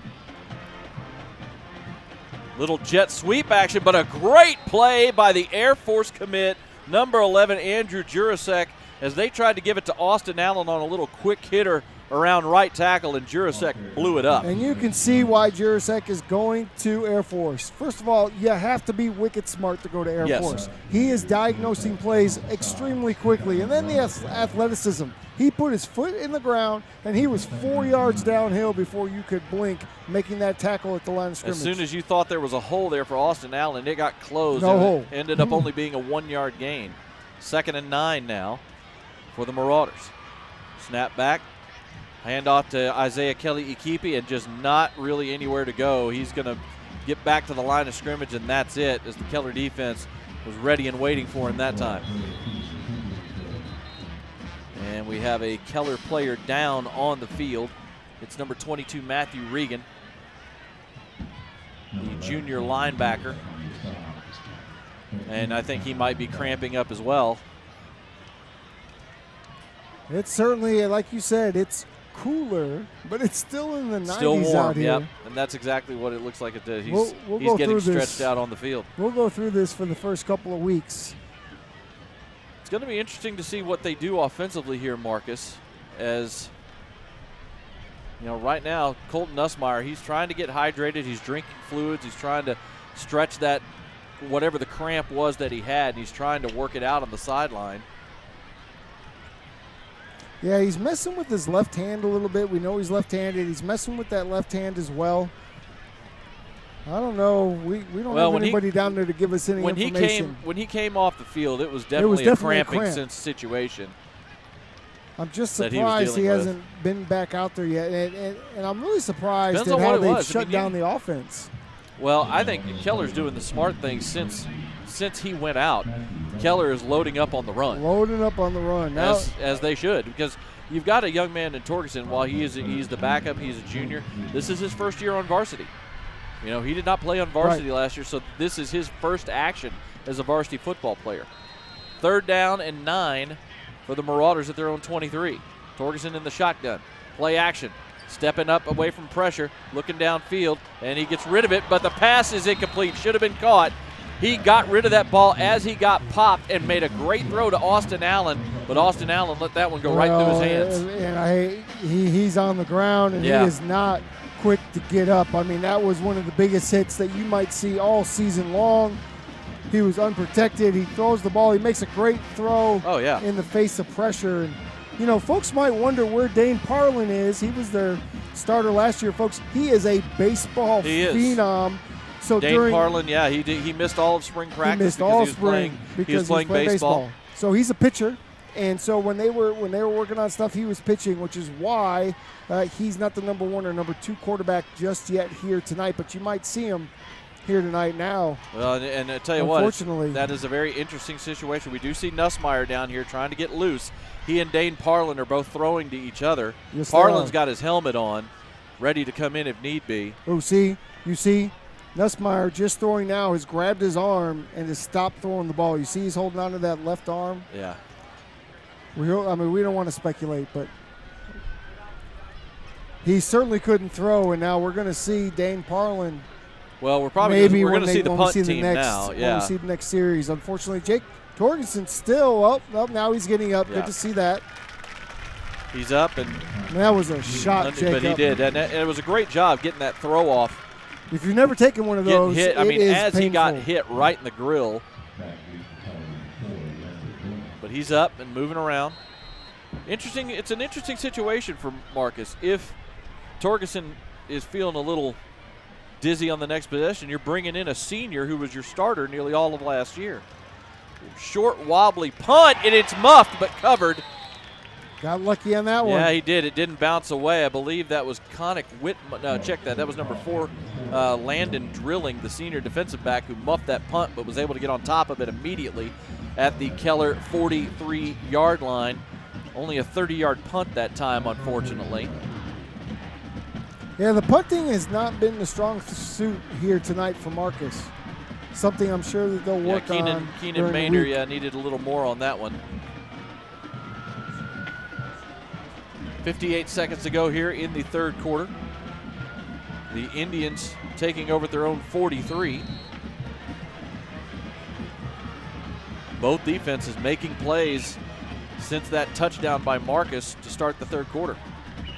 Handoff, a lot of room up the middle into Marcus territory, and flipped up end over end is number 25, Guy Gonzalez, who has the touchdown for the Indians tonight. Great run there on first down, 17-yard gain, and here comes Keller with the tempo. Snap back, another hand to Gonzalez, and he is wrapped up behind the line of scrimmage. That time, number 33, Will Harrison, got into the backfield and dropped Gonzalez for a 3-yard loss. This defense has shown flashes of being extremely nasty, and that time that's exactly what they were. You saw Keller started to feel themselves a little bit. They thought they had some momentum there, and quick stop. 2nd and 13 now, back at the 48. Trips to the far side of the field. Gonzalez still in at tailback. Snap back. Pass over the seam in the middle, and that pass is caught. Great diving grab at around the Marcus 20-yard line. And unfortunately, the receiver may have paid for it a little bit. He's slow to get up. That's Will Adams, the slot receiver, the senior, as he made a great diving grab at the Marcus 21-yard line for a gain of 27 yards. He's made some real nice plays all night tonight. I'll tell you what, though, that ball was exactly where it needed to be, because if it's any higher, the safety is coming through like a bullet train, and it's going to knock him into next week. Or pick the pass off. That was a beautiful throw by Beckham Robinson. Beautiful. And that is going to be the final play of the third quarter. So the Marauders come out and get a touchdown on the opening possession to tie things up at 7, but the Indians are on the move as they will have the ball at the Marcus 21 when we come back for quarter number 4. It is Marcus 7, Keller 7. You are watching Marcus Marcus Football Night.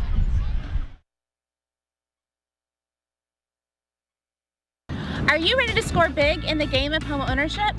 Southern Collective Realty is here to get you into the end zone of your dream home. Hi, I'm Amy Turner, and I'm the broker and owner of Southern Collective Realty. I've been a Marcus mom for the last 6 amazing years and a great supporter of the Marauders. I'm Sarah Grant, and I'm proud to be a Marauder mom and aunt. Together we bring in over 20 years of experience in Flower Mound and surrounding areas. Southern Collective Realty, where every home purchase is a victory. Ready to kick off your search? Give us a call today.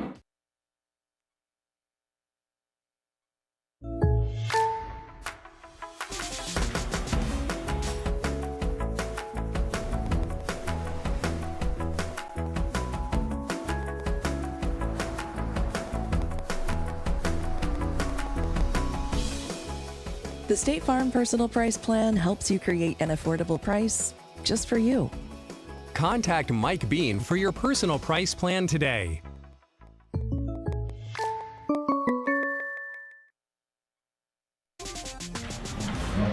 Back for the start of the fourth quarter, 1st and 10 for Keller. Handoff up the middle. Not much room that time, as checking in at running back for the first time is the junior defensive back Quentin Shropshire, who does get the occasional carry on offense. Gets about 2 yards down to the Marcus 19 to set up 2nd and 8 as the Indians are looking to retake the lead. And it was Brock Rolis again in the middle of all that. Who else? Snap back, handoff again to Shropshire. He gets to the outside and he's tripped up. Great open field tackle that time by number 4, Easton Mitchell, for the Marauders, as Shropshire tried to run off right tackle off the backside of the TCU commit Killian Registe. Looked like he had room, but a great open field tackle by Mitchell for no gain. That's what you want from your safeties, and Mitchell comes downhill like that, looking like Ed Reed, and makes a big hit to keep that from being a nice play. Could have been a touchdown, and now maybe we have another cramp on the field. Yep, we have a Keller player down. Ended up gaining maybe a half yard to Shropshire on that run. I can't quite get the number. It's definitely one of the offensive linemen. I believe it's number 50, Tanner Chorins, the senior center, who is down on the field right now, and he might be cramping up as well. He's having to be helped off a little bit by the training staff. But that could be key when you have your signal caller on the offensive line go down. So 3rd down now for the Indians at about the 18.5-yard line of Marcus, as this game is tied at 7. Again, Marcus took the opening possession of the third quarter, went down 68 yards for a touchdown almost solely on the legs of Isaiah Kili Ikipi. Then you had back-to-back turnovers by the two defenses, and then an exchange of punts, and now the Keller Indians are finally getting a drive going here in the second half. 3rd down and a long 7. Snap back to Robinson. Here comes the pressure. He steps away from it, looking downfield. He's going to fire the ball over the middle. Caught at the 15 and down right there as Brock Golwis made the stop right now on the catch. Only a gain of about 3.5 yards as the catch was made by Will Adams. Yeah, and you had Tony Lee, of course, once again with the easy pressure. So Lee's creating the pressure up front. Golwis is in the back making plays. The DBs are in the back making the plays. It's a good team defense approach. On 4th and 4, it looked like that maybe Keller was going to leave the offense on. They are. They're going to at least line up like they're going to go for it here on 4th and 4 at the Marcus 15. That's a big play for both teams. Yeah. 10 minutes left as we dwindle down in this fourth quarter. They're going to line up to go for this. It would be about a 32-yard field goal if they were to try it. And now timeout has been called. Talk about it. Well, the play clock was running down on them on the field. We can't see it. The play clock has been malfunctioning all night. They're keeping it on the field. And I think Keller was told the time was about to run out on them, and they called timeout. And they're going to think about this for a minute or so. Interesting call. Now, we don't know the range. Now, remember, the kicker for Keller, the punter and kicker for Keller, number 28, was injured. Enzo Farturo, was injured in the second quarter on a punt when he got rolled up on after a punt was away. And we do not know, I don't know if that, I'll be honest with you, I didn't look at the start of the third quarter to see if that was him that kicked off. I didn't either. So that's on us. I didn't check to see. You also have a new center out here, so very interesting in a spot like this with a new center. James Wheaton, the junior, number 38, is the backup kicker for Keller. And you wonder, it looks like they are going to come out with the offense and go for this. So for whether it's they're just confident in the offense or the kicker injury is a factor here, instead of trying a 32-yard field goal to take the lead, they're going to go for it on 4th and 4. A lot of shifting now. Trickeration. Snap is back. It's a toss to the outside by Owens, and he's going to have the first down. They shifted sides and moved all the power from one side to the other, and Marcus wasn't able to get their guys in position. They just do a toss to the outside to Owens, and he takes it down to the 9 for a gain of 6 and a first down. It was interesting to me that when their power shifted, Marcus's power did not shift, and so just a good play design there by Keller. 1st and goal at the Marauder 9-yard line. Play action, Robinson looking to the end zone, firing one up, and that pass is caught but out of bounds. What a throw. That was a great throw. He threw it over the top of the defense, and it was a diving grab by Will Adams, but he was not able to stay in bounds as he caught the ball, and it's 2nd and goal. Great throw. Just a little bit outside. But he threw it where he had to. He threw it where he had to. That was it. He threw it where only his guy. In between two defenders. Threw it where only his guy could get it. Just was a touch too far for Adams to keep it in bounds. 2nd and goal now from the 9. 2 receivers to the far side, single receiver near side. Owens in the backfield. Snap back, handoff to Owens, going over the right side. He gets tripped up at about the 6-yard line. As again, they run over to the side of the TCU commit, Killian Registe, and on the tackle that time, number 3, Jamison Mayfield, tripped up Owens at about the 6 after a gain of 3. And Mayfield, he's been extremely active tonight. 3rd and goal Coming up now. into that run support. Just outside the 5-yard line. Huge play here for the Marcus defense. Snap back, play action. Robinson fires towards the end zone, has a man, but it's way off target. That was not a good throw. No, that one, unlike the one a couple of plays ago, was way off target. And it's now 4th and goal, and now the kicking team is coming onto the field. So maybe that 32 yards was maybe just on the edge of the range that they were comfortable kicking with. Well, we do have a different kicker, Jacob. Is it? Let's see here. It is number 12. That is Jacob Just, who is a junior defensive back. He is not listed as the backup kicker. He's listed as the backup holder. Well, now maybe we have some clarity. Now we know why they didn't try the one earlier. As to what happened. This will be a 22-yard field goal. Just gets it through the defense, and it is good from 22 yards out as Marcus was a hair's breadth away from getting blocked. Blocking that kick, that was so close. We may take a look at this one because I really thought, honestly, that one was going to get blocked, but Jacob Just was able to get it through the defense and get it through the uprights for a 22-yard field goal to give Keller the lead back. So 8:57 to go. It is now Keller 10 and Marcus 7. You are watching Marcus Football Nights.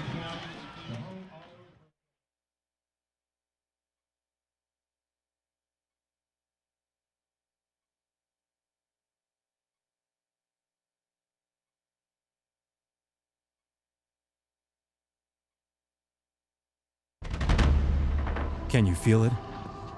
The paradigm shift. The rising intensity as the engines idle. Let the race begin. Fire up your appetite.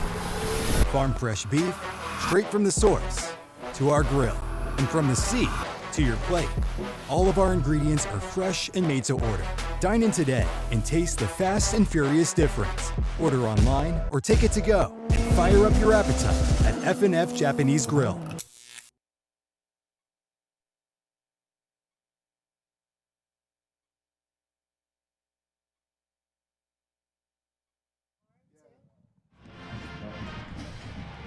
Back here at Marauder Stadium as the Keller Indians retake the lead.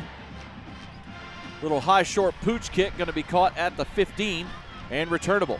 Up to the 25, finding some room out past the 30, out past the 35. Great return that time. Trying to see who that was on the return. Jake Torgerson is coming back. That was number 2, Austin Allen, on the return. Austin Allen is a little spark plug in that return game. Gets it out to the, let's see where they mark it down.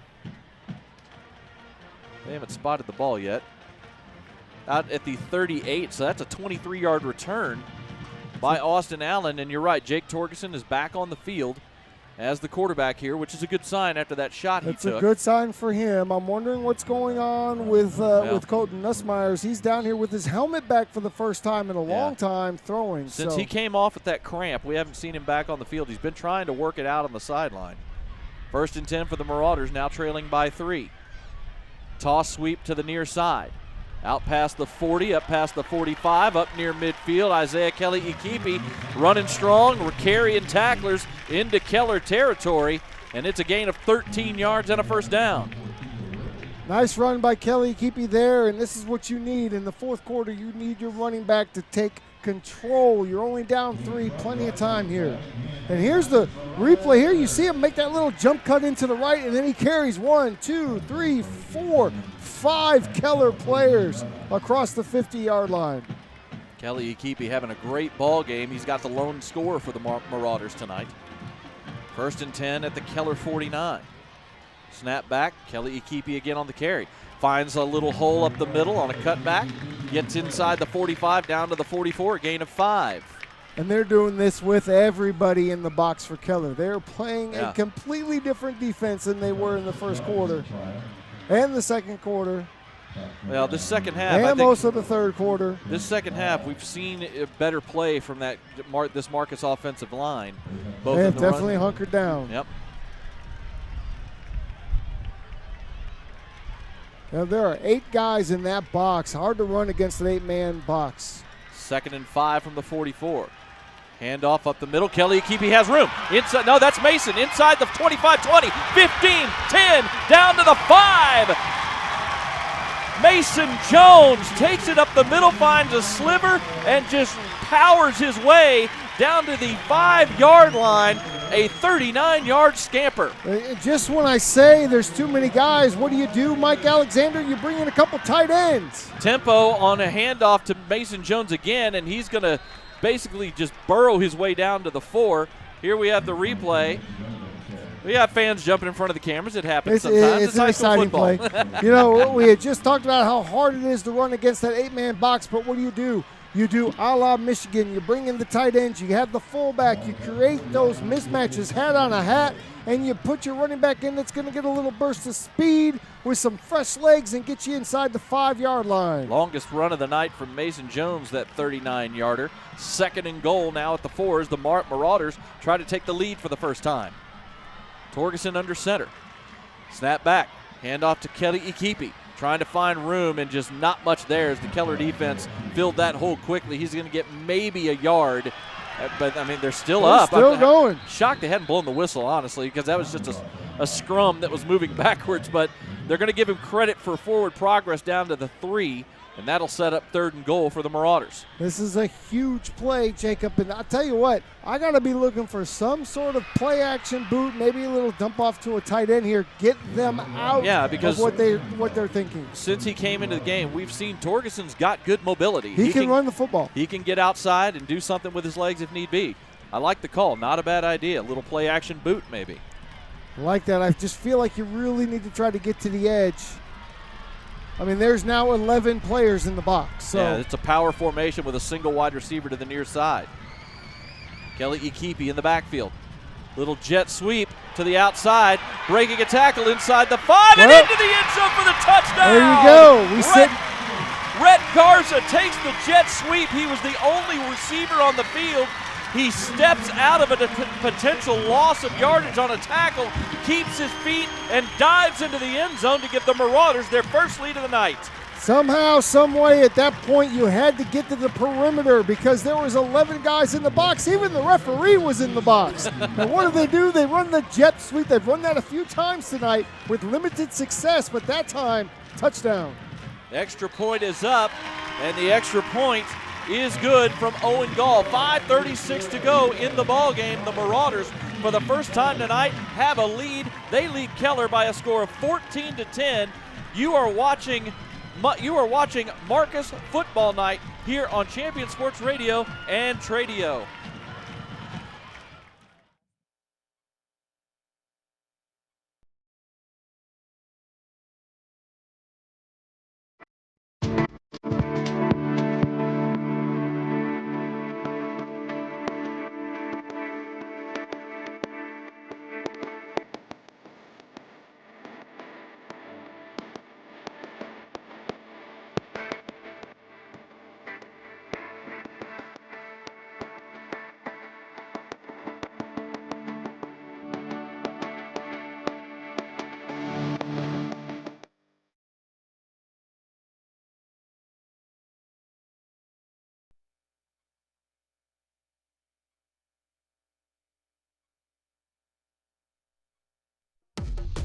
Yeah, everybody.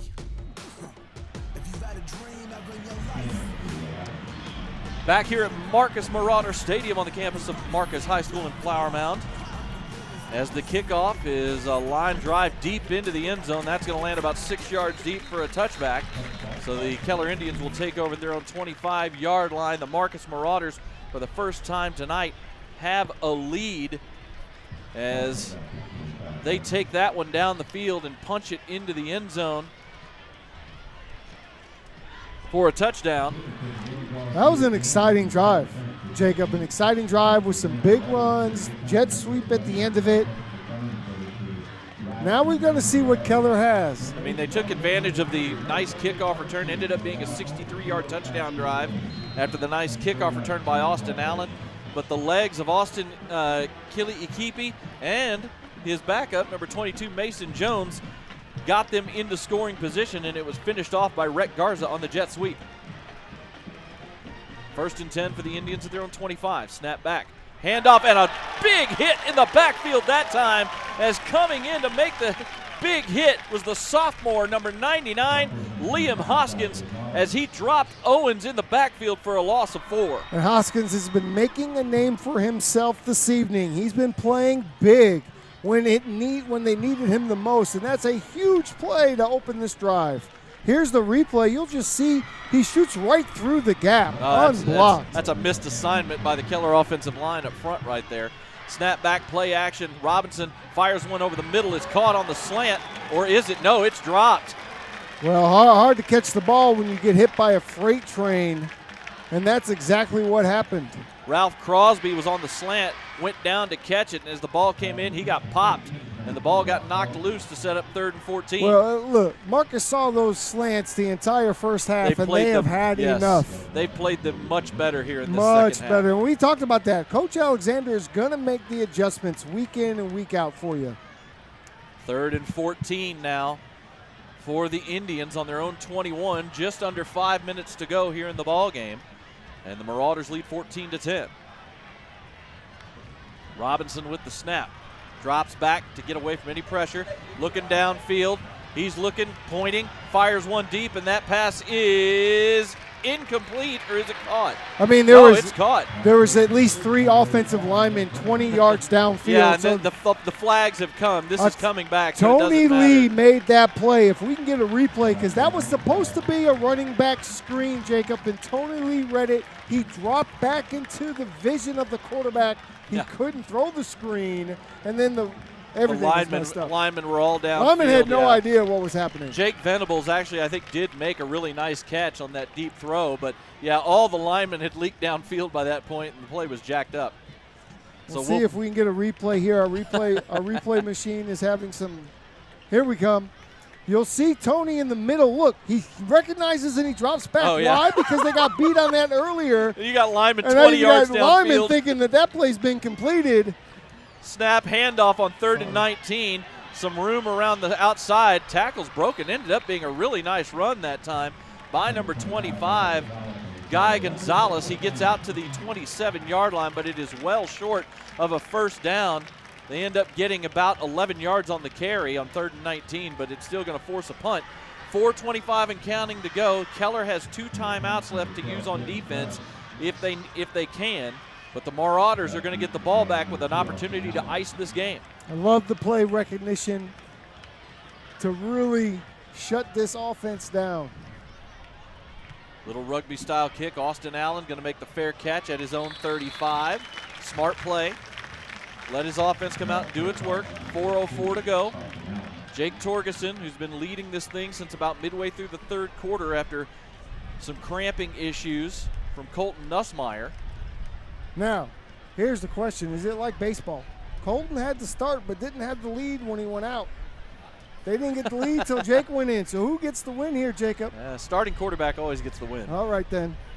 Jake gets the save? Is that how it's going to work? That's right. It's who starts. Well, they were tied when Jake came out, or when Colton came out. You're right. Well, they were tied. Actually, it was right at the end of the touchdown drive. It was 10-7. No, it was 7. No, it was right at the end of the touchdown drive. Yeah. 1st and 10 for the Marauders on their own 35, trying to put together a good enough drive here to see if they can run the clock out here. Snap back, hand off to Kili-Ikipi, makes a man miss in the backfield, gets around the right side and out to about the 38 for a gain of 3. This is where you want to see that clock tick, tick, tick, tick, tick. You get into your 4-minute offense, which they've practically been in for the last quarter and a half anyway. Yeah, just try to lean on that defensive line. At the very least, you want to make Keller have to use those timeouts here on defense, which they won't start using. Not yet. Now, college went to a 2-minute break. Did high school do the same thing this year? Okay, so you are the the all-knowing on those rules. So 2nd and 7 at the 38. Handoff again. Kelly Akipi trying to get around the end, gets a couple of yards, and now he's going to get wrapped up and stood up. But still, he stays in bounds, gets a couple of yards, makes it a 3rd and manageable here at the 40. And now Keller looks like they're going to use one of those 2 timeouts they have left here with 3:05 to go in the ball game. All right, decision time here a little bit for Marcus. With 3 minutes to go, with just over 3 minutes to go, there's no reason, in my opinion. Now, they haven't had much success with it. Jake Torgerson is 0 for 2 with an interception on that 4th down play. The run game has really picked things up since Torgerson came into the ball game. However, I think this might be one of those situations. You know, they ran the jet sweep with a touchdown down here. We talked about a minute ago about maybe letting Torgerson use his legs and have an option.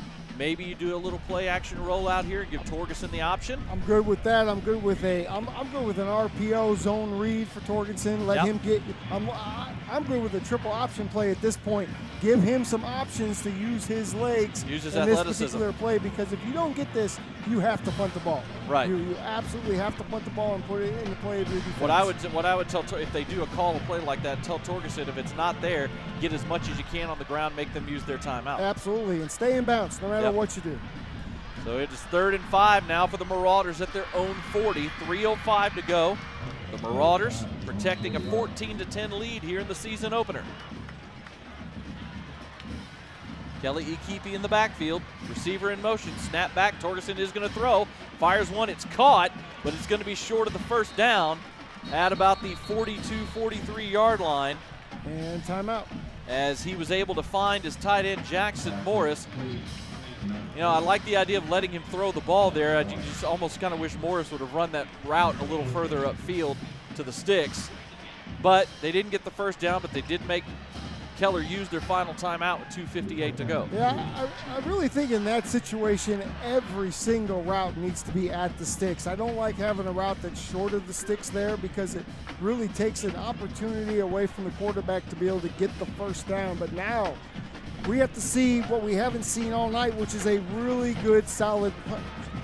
We have to see a good punt, because we haven't seen that much tonight. We can't see a punt off the side of the foot. We have to see something get down inside that 15, maybe even the 10-yard line, and put Keller in a bad position. We would like to thank our sponsors here on Marcus Football Night: T-Rock, State Farm Insurance, Performance Course, Orthopedic Associates, Pogue Construction, F&F, Terry Costa, Joints in Motion, Chris Tees, Wild Fork Foods, Awesome Times, Circle Star Brands, Southern Collective, Firehouse Subs, and Texas Best Vents. Sponsoring this broadcast tonight. The snap is back on the punt. Decent punt tonight coming up and muffing it again. The ball's on the ground, but I think he got on top of it the 2nd time tonight that the Keller punt returner, this time. And that's a different returner. This time it was Will Adams, the senior receiver. The last one was Landon Drilling, the defensive back, but he ran up on that, muffed it, but once again got lucky as that ball just stayed right in front of him and he was able to recover it. Yeah, here it is. I mean, their defense all around him, and the ball just bounces right back to him. When you're the returner, you got to just let that ball hit the ground. He got very lucky right there. But he did recover, and the Indians are on their own 27-yard line here with 2:47 to go. Coming out in a 3-wide set here on 1st down. Snap back. Robinson steps up as the blitz comes, and they drop him behind the line of scrimmage. Here's that man again, Tim. Tony Lee, number 57, the nose tackle, gets the sack. Here's what happens. We have an edge blitz come off untouched. The running back has to leave his spot to help out, and nobody's in the middle to stop the nose tackle from coming up and making the big sack. 5-yard loss. Pass on 2nd down. A little swing pass to the outside, and that is to the running back, Owens. He gets knocked out of bounds. Let's see where they spot it. They're going to spot him at the 31-yard line. So that's going to be a gain of about 10 yards. Here, we're going to look at the sack from 2 plays ago. You see the blitz there, so the running back has to move. Yep. And then there's that 1-2 punch, and it wasn't snap back. Robinson pumps, throws it to the far side. The pass is caught. It's going to be a 1st down, as making the grab that time was number 2, Ralph Crosby. On that blitz a couple plays ago, it was Ryan. Oh, was it? I thought it was number Goldwas. 14, Ryan San Miguel. Miguel. Snap back again. Robinson looking to throw. Comes back to the far side, and his receiver drops the pass. His initial look was not there. He came across the field and threw back over to the far side in front of his own bench. That was Ralph Crosby again, but this time he couldn't hang on. 2nd and 10 now with 1:57 to play. That's everything you want from your quarterback. You just have to hold on to that ball. He puts you in an opportunity to catch and get out of bounds, and you just can't hang on, and now it's 2nd and long. It feels like Keller's rushing. They still have plenty of time. Plenty of here. time. Yeah, don't forget the clock stops at 1st downs. 2nd and 10. Snap back to Robinson. Pressure comes in. Pocket collapses, and he goes down. Sacked again, that time on the hit. It was number 31, Caleb Livingston, who got around the end and made Robinson step up, and he's the one who made the initial hit.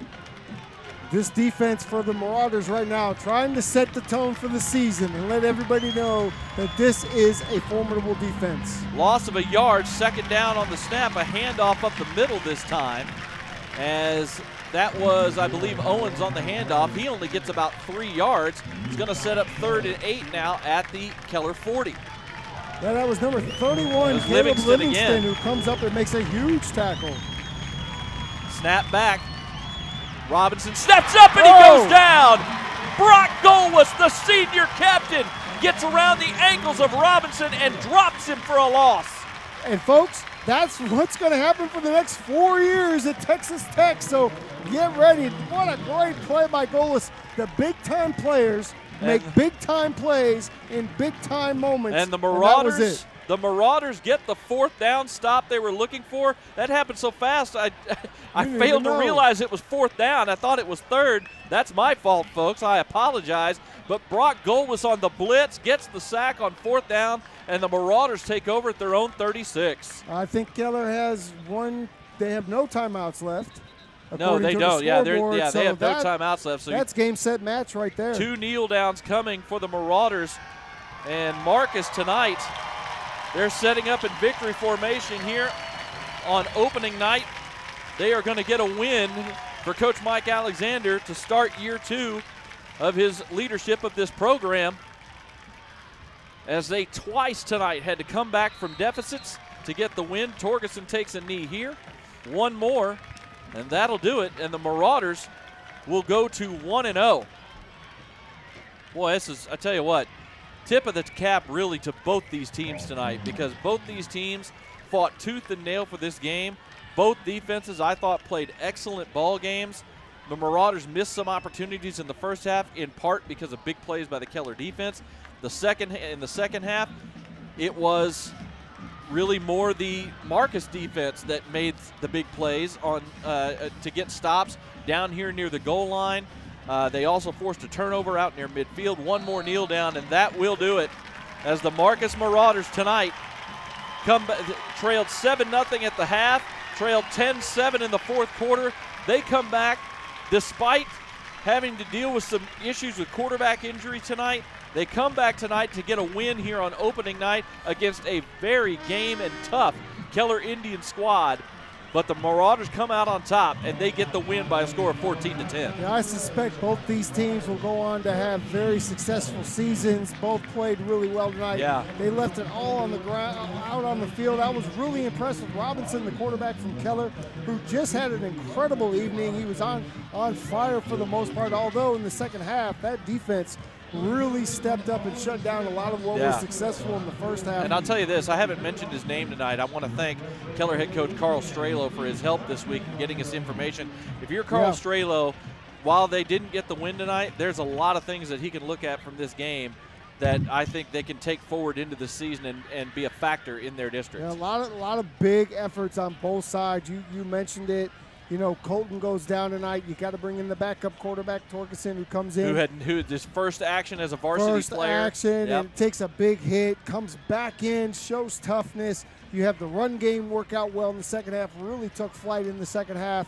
really exciting to see all the pieces coming together. And Coach Alexander and his staff have to be happy with what they saw and the changes they were able to make at halftime to get them this big win. Looking at some of these numbers, again, these are going to be unofficial stats that we have here up in the booth, but the star of the night, most definitely, at least offensively for the Marauders, has got to be Isaiah Kelly-Ikipi. He had 67 yards on the ground, along with a touchdown. He also had 2 catches for 68 yards, including the big 55-yarder that set up the first touchdown of the game. But also give a tip of the cap to Mason Jones, who had the big 39-yard run that set up the go-ahead score. He ended up with 47 yards on 5 carries. Give a tip of the cap to Jake Torgerson, who got forced into action tonight and did a good job of leading this offense. Defensively, for me tonight, nose tackle Tony Lee, number 57, was the man for Marcus, especially in that second half. Yeah, between Tony Lee and Brock Golis, they were amazing that first and second level. The DBs did their job, yes, right? They did. Particularly in the second half.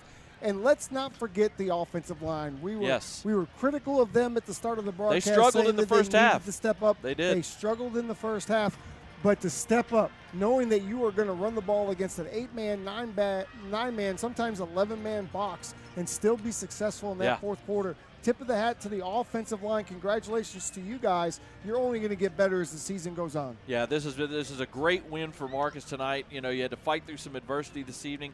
They end up with unofficially 264 yards of total offense, including 121 on the ground.